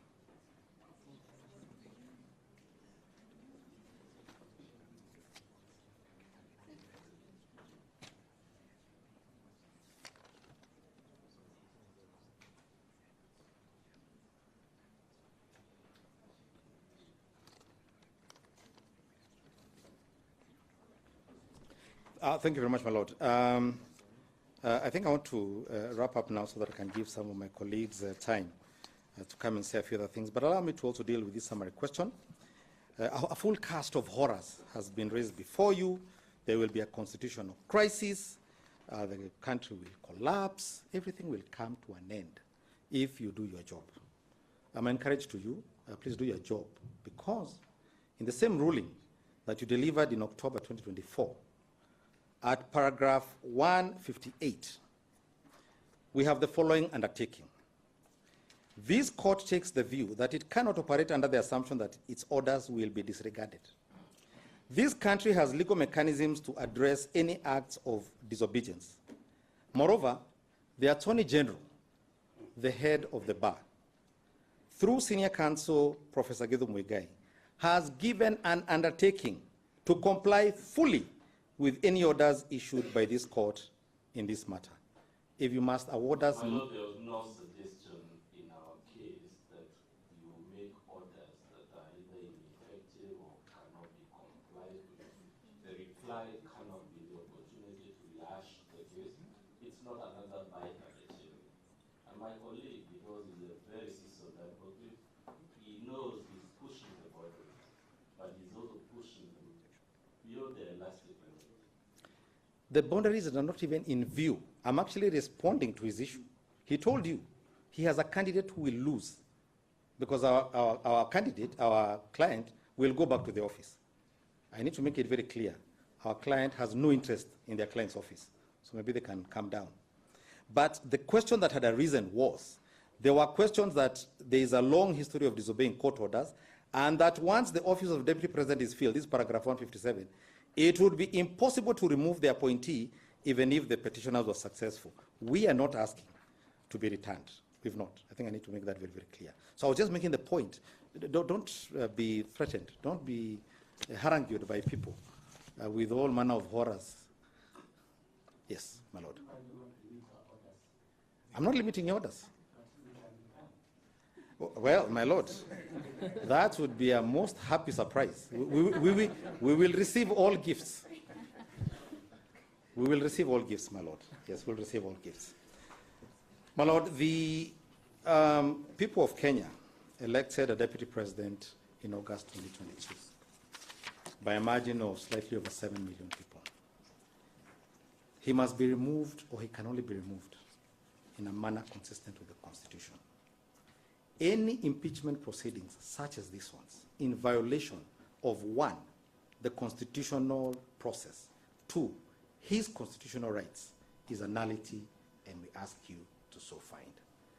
Unless my lords have, and the leadership has any question for me, we will rest our submissions at that point for the first petitioner. We are most grateful to you for the privilege of your time and for the privilege of your attention. Thank you very much. Thank you. Just sit down, please.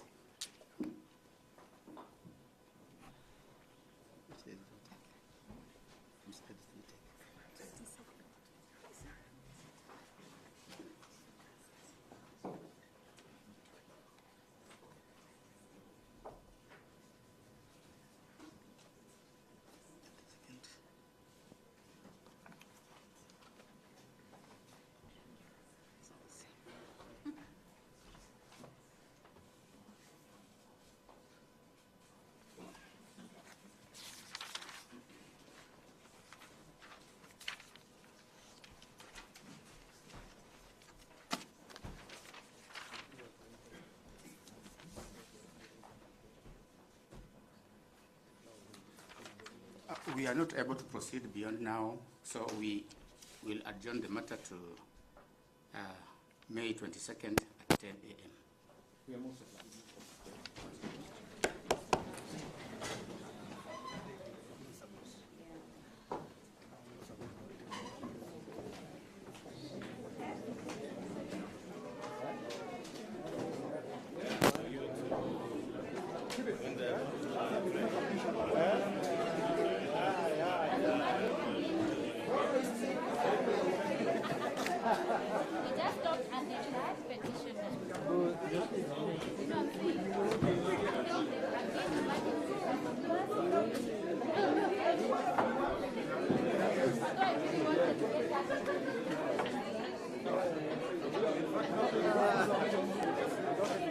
Very well done. Thank you. Very, very well done. Thank you. Very well done. Thank you. Hata mimi, I want to. Asante sana. I'm very proud of you. I know. Where do you come from? Meru. Meru. Yes. Okay. My daughter alikuwa anasomea huko. Oh, alikuwa anasomea huko Meru? Yeah. Ah, very nice. Ah. Asante sana. Hata mimi nimefurahi. Asante sana. I want to like you. Asante. Yes. Utaenda mbali. Asante. Yeah. Wewe fupi kidogo lakini mimi nakubali. Asante. Asante.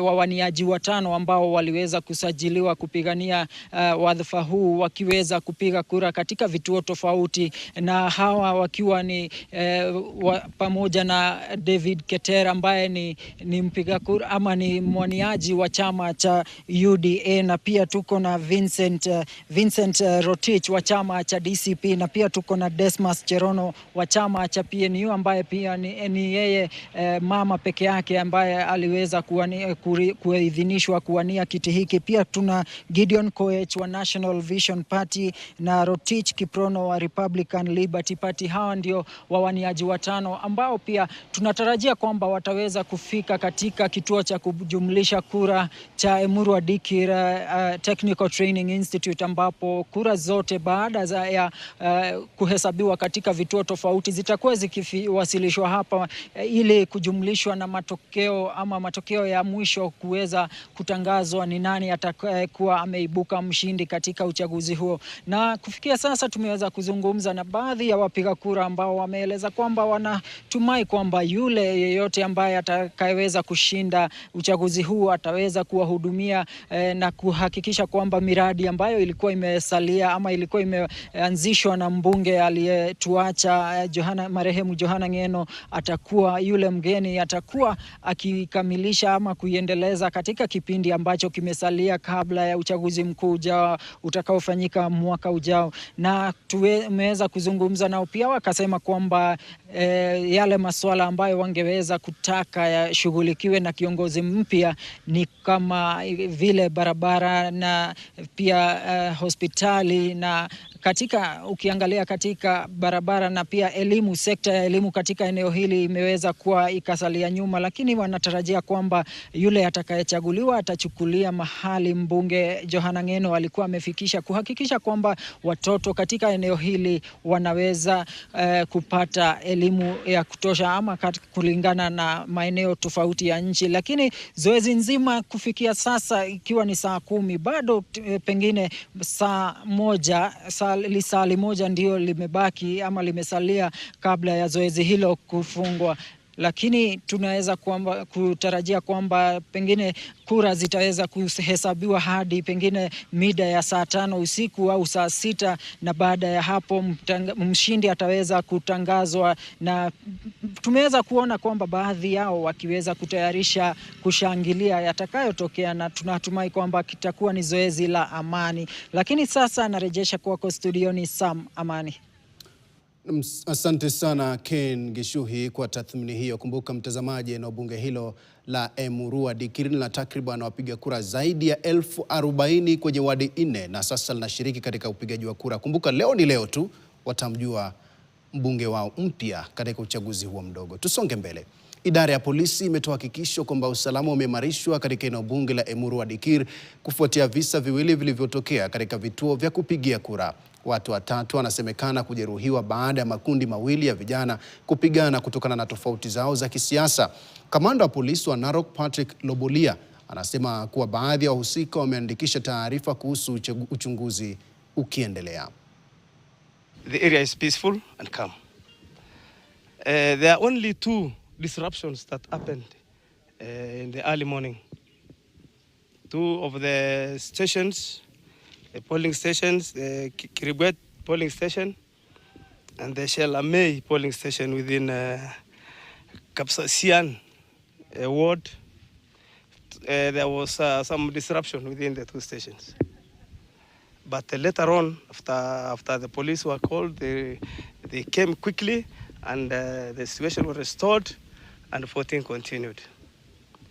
In one of the scenarios, on the way, along the road towards Chelemoi polling station, there was a commotion.